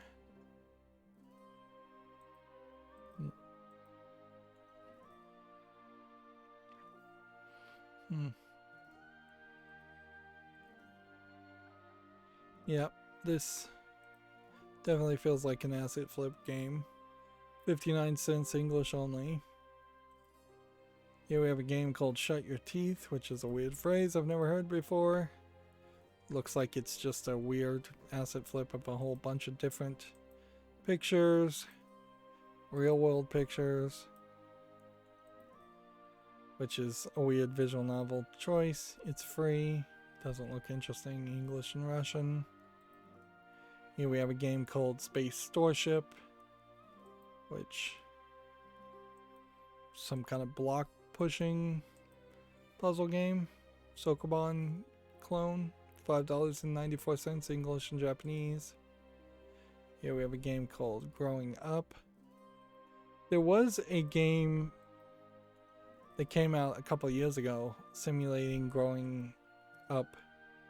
I don't know if that went anywhere. See, I don't know if there's a real game here, or if this is just kind of a visual novel, or if there's a real strategy. I don't know how much of this really could be done. It's coming soon, so it's an interesting idea, but then it's English and Chinese, and that scares me off, certainly. Yeah, but I'll give it a chance. I'll put it on the fall list. If it never comes out in 2021, then I'll remove it. The only games I really know of that had ever caught anybody's attention as far as growing up games was Princess Maker series, and even those games had to have a lot of fantasy and ridiculousness added onto it, so it wasn't really realistic of an experience. Let's see, next we have a game on Steam called Occupation 2.5, which looks like a first-person shooter asset flip. $4.79, bunch of languages. Interesting, the publisher is just named as known, which Steam should be able to catch that and say, no, you can't use none. What you mean to click is that you are the publisher. Although, in all fairness, I don't know how many people will even care who the publisher is on it, most games. Yeah, I'm gonna skip that. Here we have a game called Light Fighter, which looks like a kind of Rhythm Asteroids combination of games. Swinging a bat around, kind of an arcadey concept. You really wouldn't describe this as a tower defense game, although you are defending a point. 59 cents, nothing of interest there. Here we have a game called Heliotropism, which looks uninteresting to me. Yeah, it looks very complicated for like no good reason. Like you're trying to grow a tree piece by piece. Early access, $4.49, English, Portuguese, Brazil. There was one of those Factory games. I think it was Factorio. I watched a Games Done Quick of some of that, and boy, after watching that speed run, I didn't even watch all of it. I definitely knew at that point I was not interested in playing Factorio. One of those I do want to play, the 3D one, I think maybe I'd want to play, but this game, whether it was called Factorio or not, I may very well be wrong, was a top-down real-time strategy type game. And the top-down, like very zoomed out graphics and the repetitive nature of the game definitely didn't look that interesting. Neither does Mythos Ever After or Cthulhu Dating Sim. Like, I don't see myself getting so desperate that I'm going to just start playing every game that has Cthulhu in the name on Steam, even though they tend to be very cheap, and at least one of them got some popularity probably because YouTubers were playing them. Next we have Bladebeard, and this definitely looks like the Game Bros. What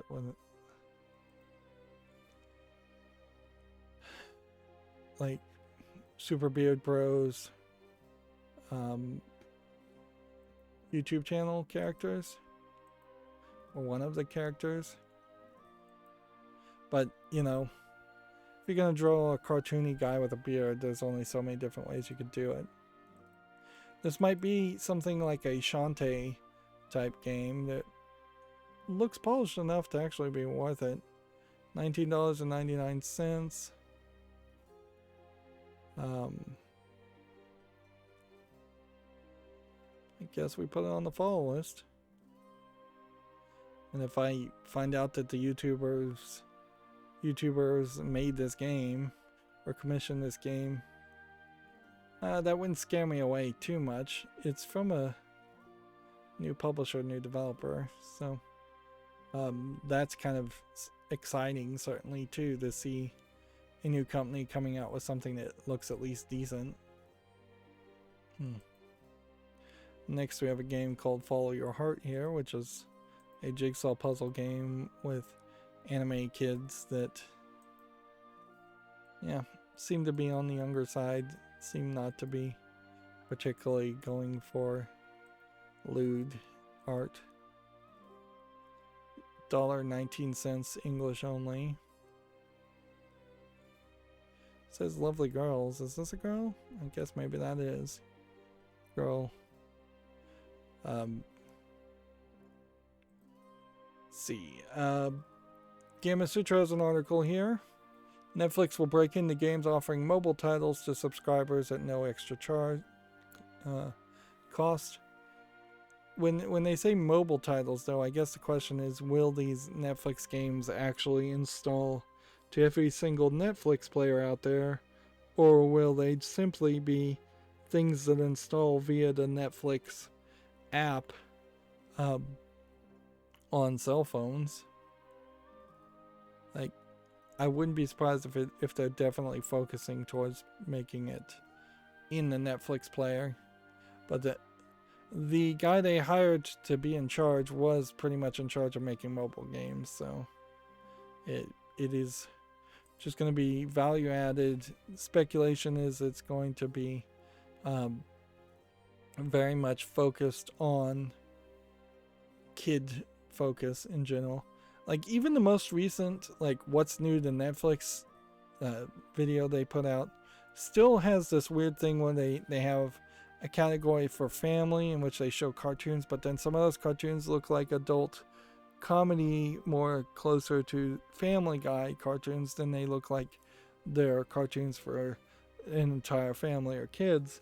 And then they put the family section right before the anime section, which before is right, but frankly, family should be at the very beginning of the video and anime should be at the very end, just to keep them as separate as possible.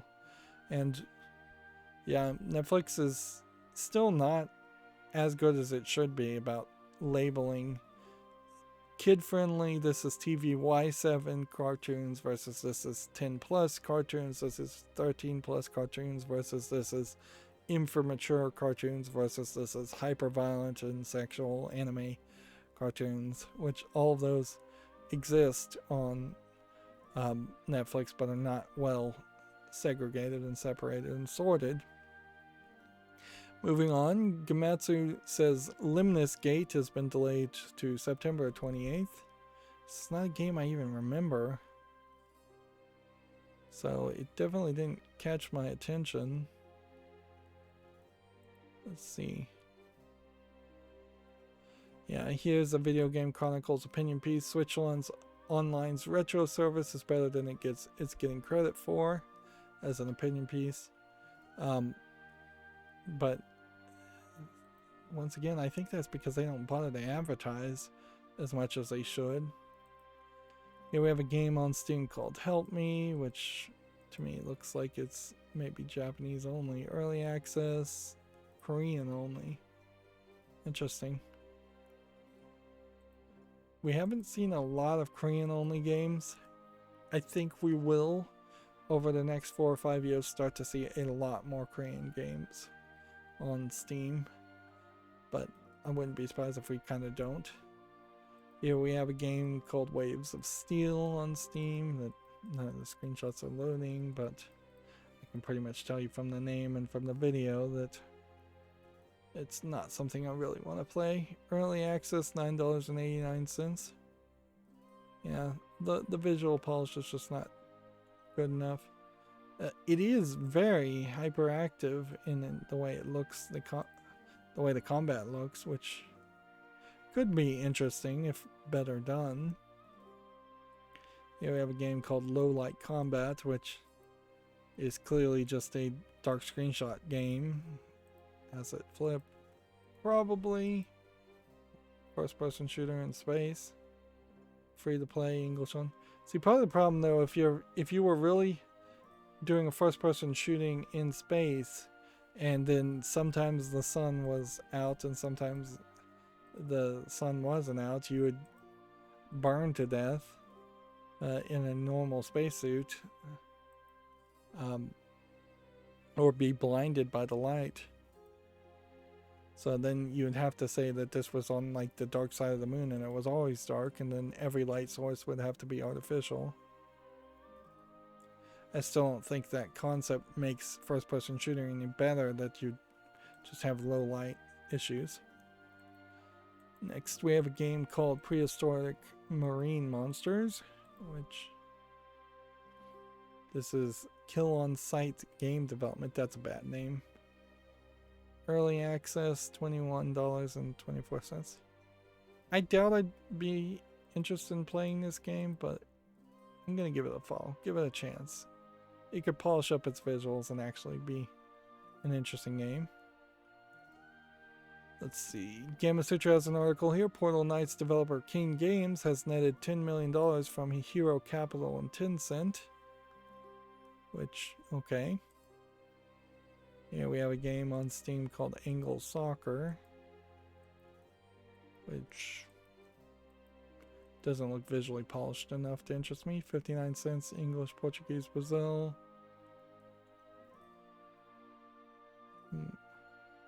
Soccer themed physics puzzle game. Player must solve the puzzles but in a comical and creative way. It's not a terrible concept, it just needs more polish to be implemented. Here we have Mousebutt Escape from the Cat Lab, which is an infinite runner. It doesn't look bad for an infinite runner. It looks very good actually, and has different kinds of levels. That being said, just don't think I could ever play an infinite runner game. It says it has 88 challenging mazes filled with obstacles, so it's not even really an infinite runner. English only. Yeah, I just don't think I see enough here that would make me want to try and do this. It has that Ben and Ed vibe, which I know someone gifted me Ben and Ed, and then I basically could only get through a couple levels and felt bad about that. One of my fans gifted it to me, and then I went through some extra effort to record and release those videos fairly early too. But yeah, I just don't think I want that kind of challenge.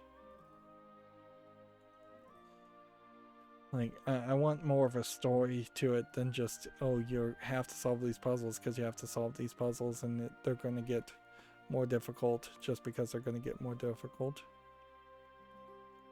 Here we have a game called Knife to Meet You, which looks like it's a knife throwing simulator, which it's not a terrible thought.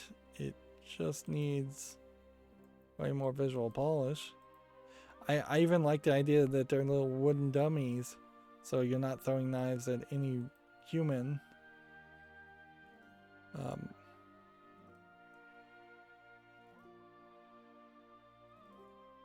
But yeah, there was another game where it was like cut the fruit or something. Fruit Ninja. Yeah. It was like this, but it was depicted very differently. $19.99 English full audio. That's just way too expensive for the amount of polish here, though. Let's see. Blue Reflection has more information out, according to Gamatsu, talking about showing off the images. Blue Reflection, I think, is a visual novel game, but in part, and then maybe more of an adventure game, 3D adventure game than I thought from the looks of it. Or maybe an RPG game. There definitely is a lot of focus here. It is an RPG game. Interesting. I'm confusing blue reflection with Tsukihime, a piece of the blue glass, I think is what I'm doing. Yeah. Blue reflection second light, I suppose, might be a sequel to a previous blue reflection game, so should consider that also.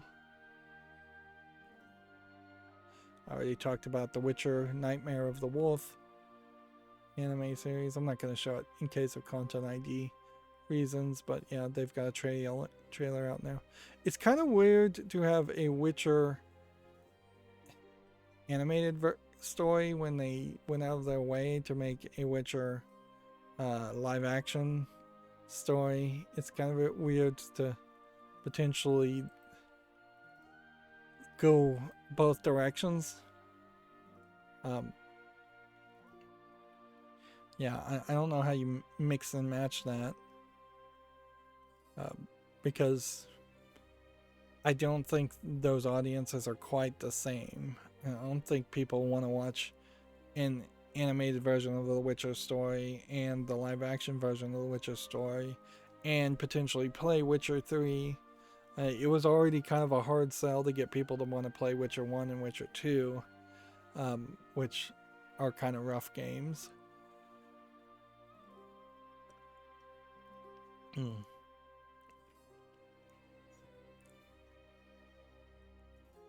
Let's see.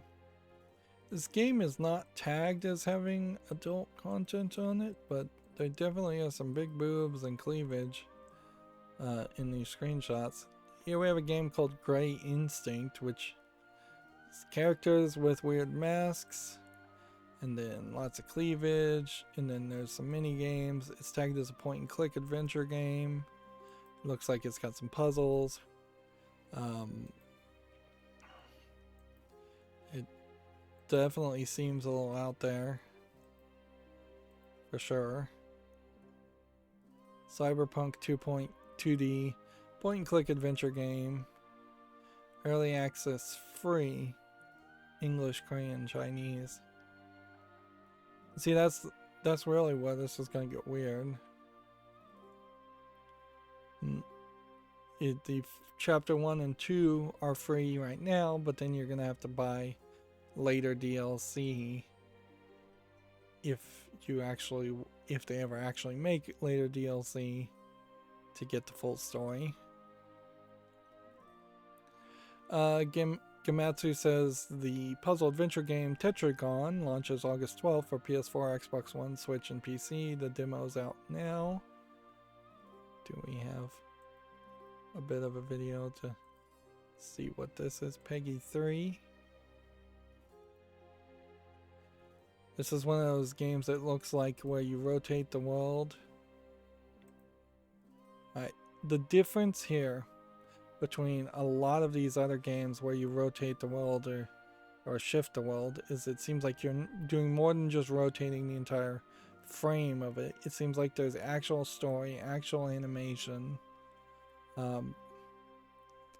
This might be the one game that is like this that I'd be willing to actually consider playing, whereas I've seen several other games that play similar to this that I've dismissed as being one gimmick, one note.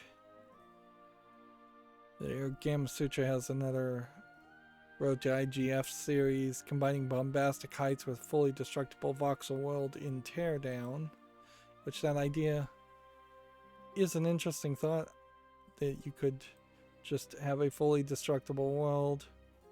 I think I've seen it in a couple of games. The voxel aspect to it I think is probably a mistake. There was a heist game where you could destroy a lot of the walls and prepare for a heist that way. That is probably better than this is, as attempting to do that same concept. Here we have a game on Steam called Potato's Dream, which clearly is just a low effort game. $4.74. Here we have a game called Anima Forest, which looks like nothing, for 59 cents. English full audio. Sorry, I was reading the wrong thing. Suddenly forgot where to look. Epic Games has purchased Sketchfab, if you know what Sketchfab is. It's another, I believe, source of 3D models that now you can probably use for a lower fee, effectively 12% now, and the software itself, or the website itself, I'm not even sure if it's a software or website, really. Epic Games is definitely setting itself up to become a monolith monopolistic source for game development. And I don't know what, if anything, is going to stop that from happening. I wouldn't be surprised if what happens instead is we see Valve eventually just acquire a Unity engine or Crysis, something like that, and merge it and replace it with the Valve Source engine. Like I wouldn't be surprised if they straight up just say, yeah, we're gonna just move away from the Source engine and go with Crysis, and maybe even rename the Crysis engine to the Source engine. But I don't even know why you do that. This game, Vaccine A, is nothing. It's just a troll game. Low effort English Korean game. Here we have a game called ... Dash, which again looks like a low effort game for $1.99. Still seeing a lot of those.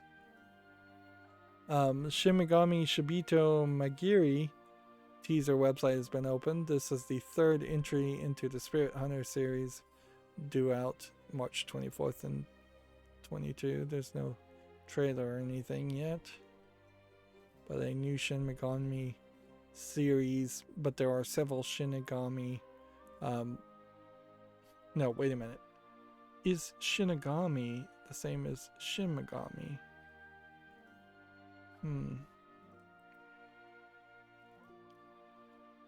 No, I don't think it is. Yeah. It is a different series.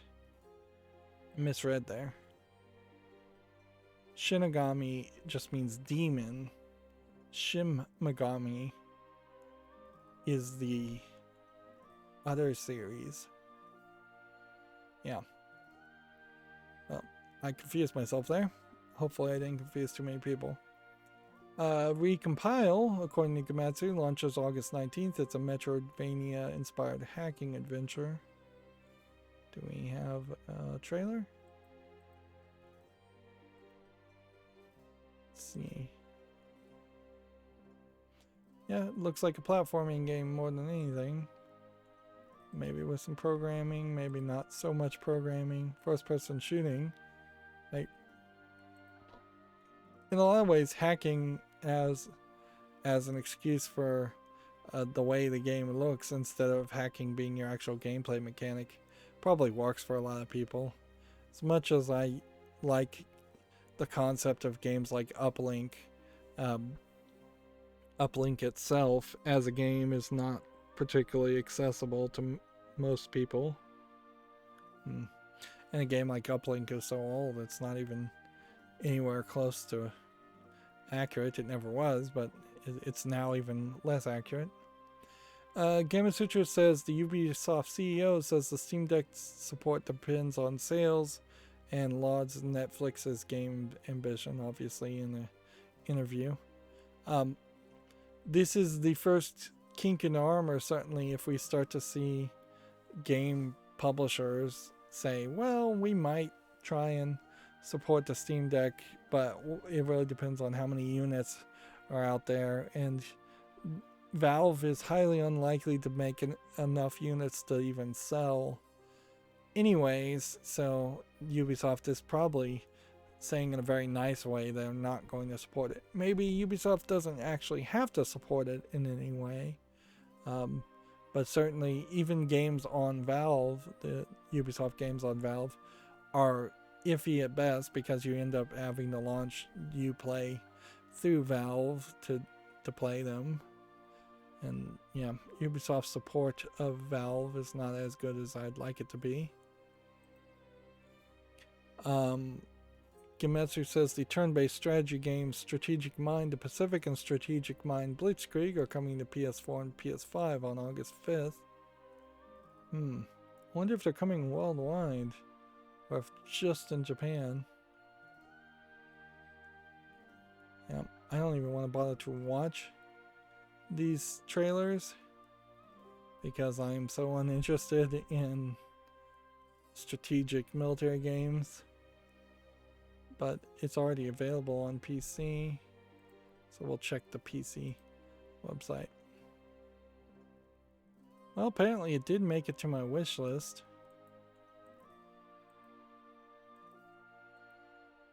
But this one's called Strategic Mind the Pacific, which I guess maybe they're rebranding and separating into two games.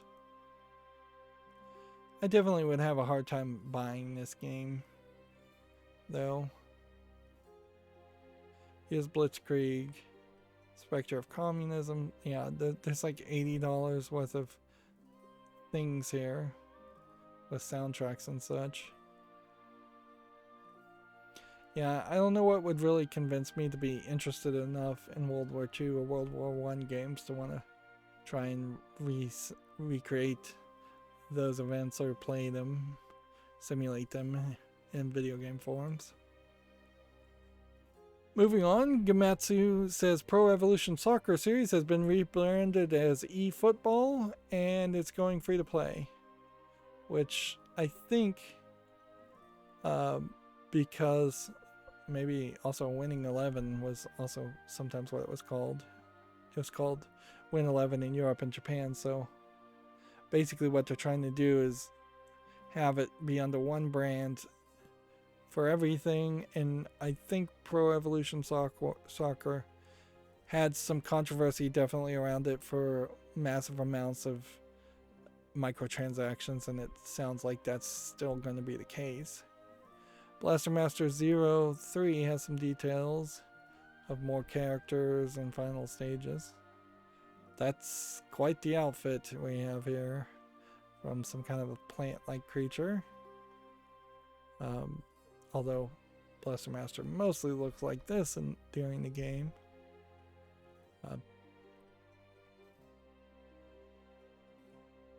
Still not 100% sure I want to play the Blaster Master series, but it seems like it's coming out with a lot of them, and it's popular enough to continue to make it at least to a trilogy. Let's see. Gamasutra says Ubisoft says it wants to create a virtuous cycle between free-to-play and premium games. Which that's fine, I suppose. Take it for whatever that they want to succeed. I'm glad Ubisoft wants to succeed instead of the zero number of companies that want to fail out there.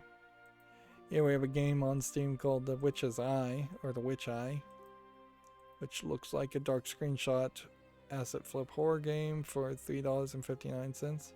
Man, at this point I might as well just stop calling things asset flips because almost everything coming out is an asset flip. There is something certainly to this Video Game Chronicle article though. Ubisoft is shutting down Tom Clancy's Elite Squad just after a year, which implies to me that the new Tom Clancy mobile game, all the effort and code for Elite Squad that can be salvaged is going to be going into the new game instead. X-Defiant. So servers, resources, employees' time, clearly it's getting shifted from one to the other. Let's see. Gamasutra says Portal Knights developer King Games. Oh, we already talked about that. according to Video Games Chronicle, there's a report that Amazon's New World beta is reportedly bricking RTX 3090 cards, causing the cards overheating and frying, which that really would be the card driver and the card firmware's fault. There's really no excuse for a any process game or whatever to push a graphics card to such a high level that it could melt a circuitry. There should be hard-coded thermal limiters, and there are hard-coded thermal limiters. So I don't know any way that should be allowed or that should happen.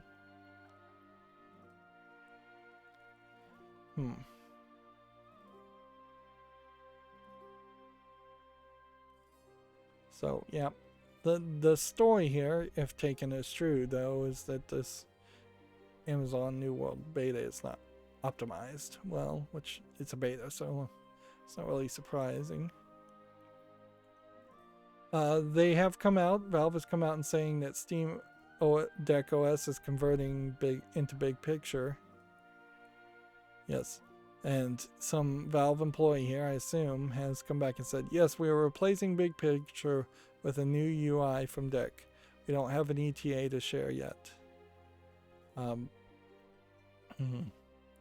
So someone was able to just go to the group Big Picture and ask that and get a response, which that's nice that you can see the response.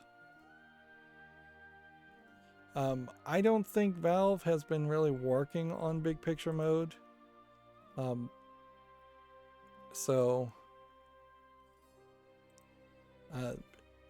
Steam Deck OS replacing it probably isn't a problem. I don't think there too many people were in love with Big Picture mode as it is that they would want to fix. They'd really care to change much there. One thing I think, though, that the big Steam Deck OS probably needs to work on is the idea of grabbing other games that are not Valve games and being more of a front end like Pegasus for that kind of interface. It's going to really suck if the standard recommendation for everybody who has a Steam Deck is to immediately install Pegasus as an overlay and then try to install Emulation Station and LibRetro and try and run emulators on top of it, because yeah, the Steam Deck I think loses half of its appeal to a lot of people, including me, if there isn't an easy path to emulating games. And as an emulator, it probably will run very nicely, but maybe not, because it might be a case where we need to create a new RetroPie type build that is so custom built with code and compiled programs to run on that specific APU that runs on the Steam Deck. Like, that's already what's happening with the Steam OS, is that it is a custom built optimized Arch Linux build, but it might very well come down to saying, hey, we need to build a completely different Linux operating system to better suit the desires of emulation versus the desires of Photon and PC emulation and Steam game emulation. And then that might create a scenario where you have to dual boot, and that's not fun either. Although more than likely you wouldn't need to dual boot. You would just have to recompile a whole bunch of programs, which maybe a lot of people don't want to support and do. Finally, we have Jade Raymond's PS5 exclusive is reportedly an online service game. Which, yeah, we'll see if Jade Raymond gets to do something great. I'm not sure if Jade Raymond is the person I'm thinking of. I don't think she is.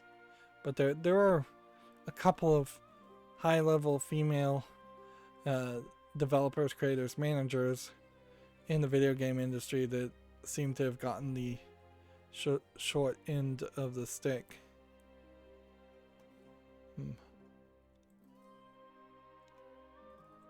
Right. And with that, we are done with all the tabs, so I'm just going to scroll down.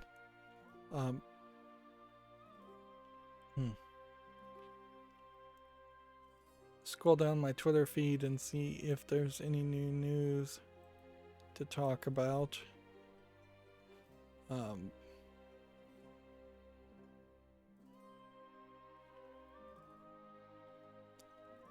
And there's a decent chance there isn't. We've been going 4 hours and 15 minutes, man. Well, at least today I didn't think it was going to go super short, so at least I wasn't wrong on that point. And I did start early, so it's not super late in the evening or anything. But yeah, with my newfound ability to be an insomniac, I wouldn't be surprised if I don't really get anything done today. Otherwise, I really need to powerhouse through Dead Space 3 and then upload Dead Space 3, then schedule all the videos. I also need to work on that irrigation thing. That's like top priority too, because I need to get it back to the point where it's watering my grass before all the grass totally dies, which is probably too late even at that point. Let's see. Just scrolling down. I definitely felt like there was more AAA games going to be announced today, but really it was just 2 or 3 games, which even that is still decent. Apparently a Injustice God Among Us animated movie has been announced, based on the NetherRealm game and the Injustice Gods Among Us Year 1 comic book. I am not sure. Apparently the movie was announced months ago, but now they have casts, number announcements. More and more, I just don't think I'm going to have time to watch every single animated or live action take on video games, as it seems like that is what's going to happen more and more. So I probably just need to find a good point to gracefully bow out, or only cover things that really interest me. I've already made a special effort to watch like the Witcher Netflix series, when I could have easily saved myself some time by just not watching that. And the Witcher series didn't really do anything super special to justify my time. It's a fine animated series if you want to watch it. Nothing wrong with it at all, but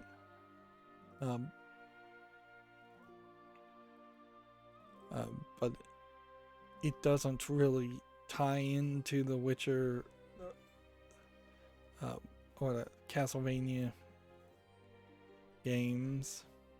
Yeah, I watched the Castlevania series too, which same thing. It doesn't really tie into the games or hint at some potential sequel or give any deeper insight.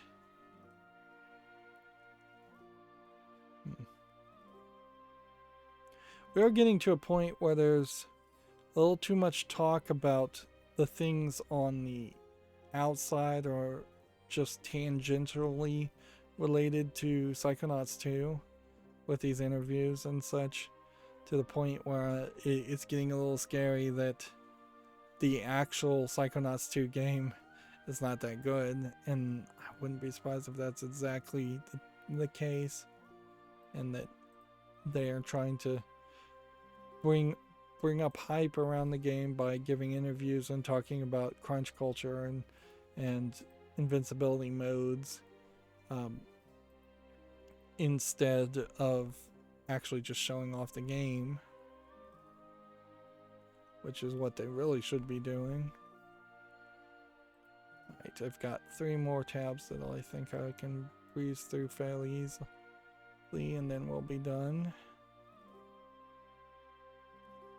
I still am in a situation where, for one reason or another, I cannot trust my Twitter feed to not skip over some content, so I still am going through every single Twitter feed of the 3 or 4 news sources that I use.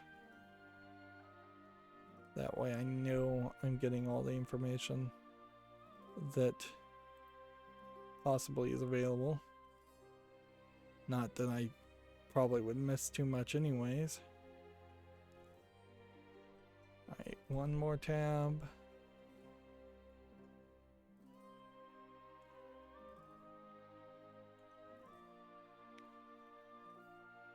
Let's see, should just take another minute or so and then we'll be done. And it doesn't look like there is any new news.